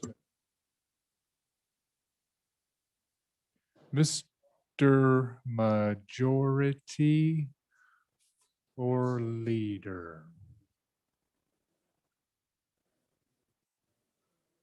He's going to read off the list of bills tomorrow, and it's going to be pretty dang quick, so get your pens out.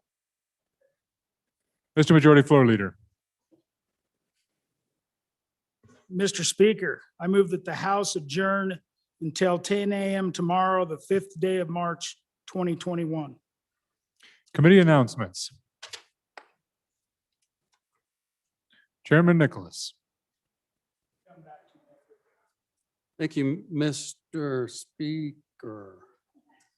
So your House Appropriations Committee has a joint informal meeting with the Senate Appropriations. We're going over COVID bills, unemployment, and kind of just trying to understand where all the COVID dollars go. So if anyone wants to tune in remotely just to learn more about it, you're welcome to. So I believe that's going to be on the YouTube. Then at 1:30, we will do any re-referrals that we receive. I'm not sure if we've got any to date. So that's all we got. Thank you, Chairman Greer. Mr. Speaker, your committee number 9 will meet tomorrow, March 5th, 2021 at 8 a.m. We'll be in the extension room, E005. We're going to hear House Bill 110, House Bill 170, House Bill 155. And then we've got time, and I'm going to try to make sure we got time. We'll hear House Bill 166. Thank you, Mr. Speaker. Thank you.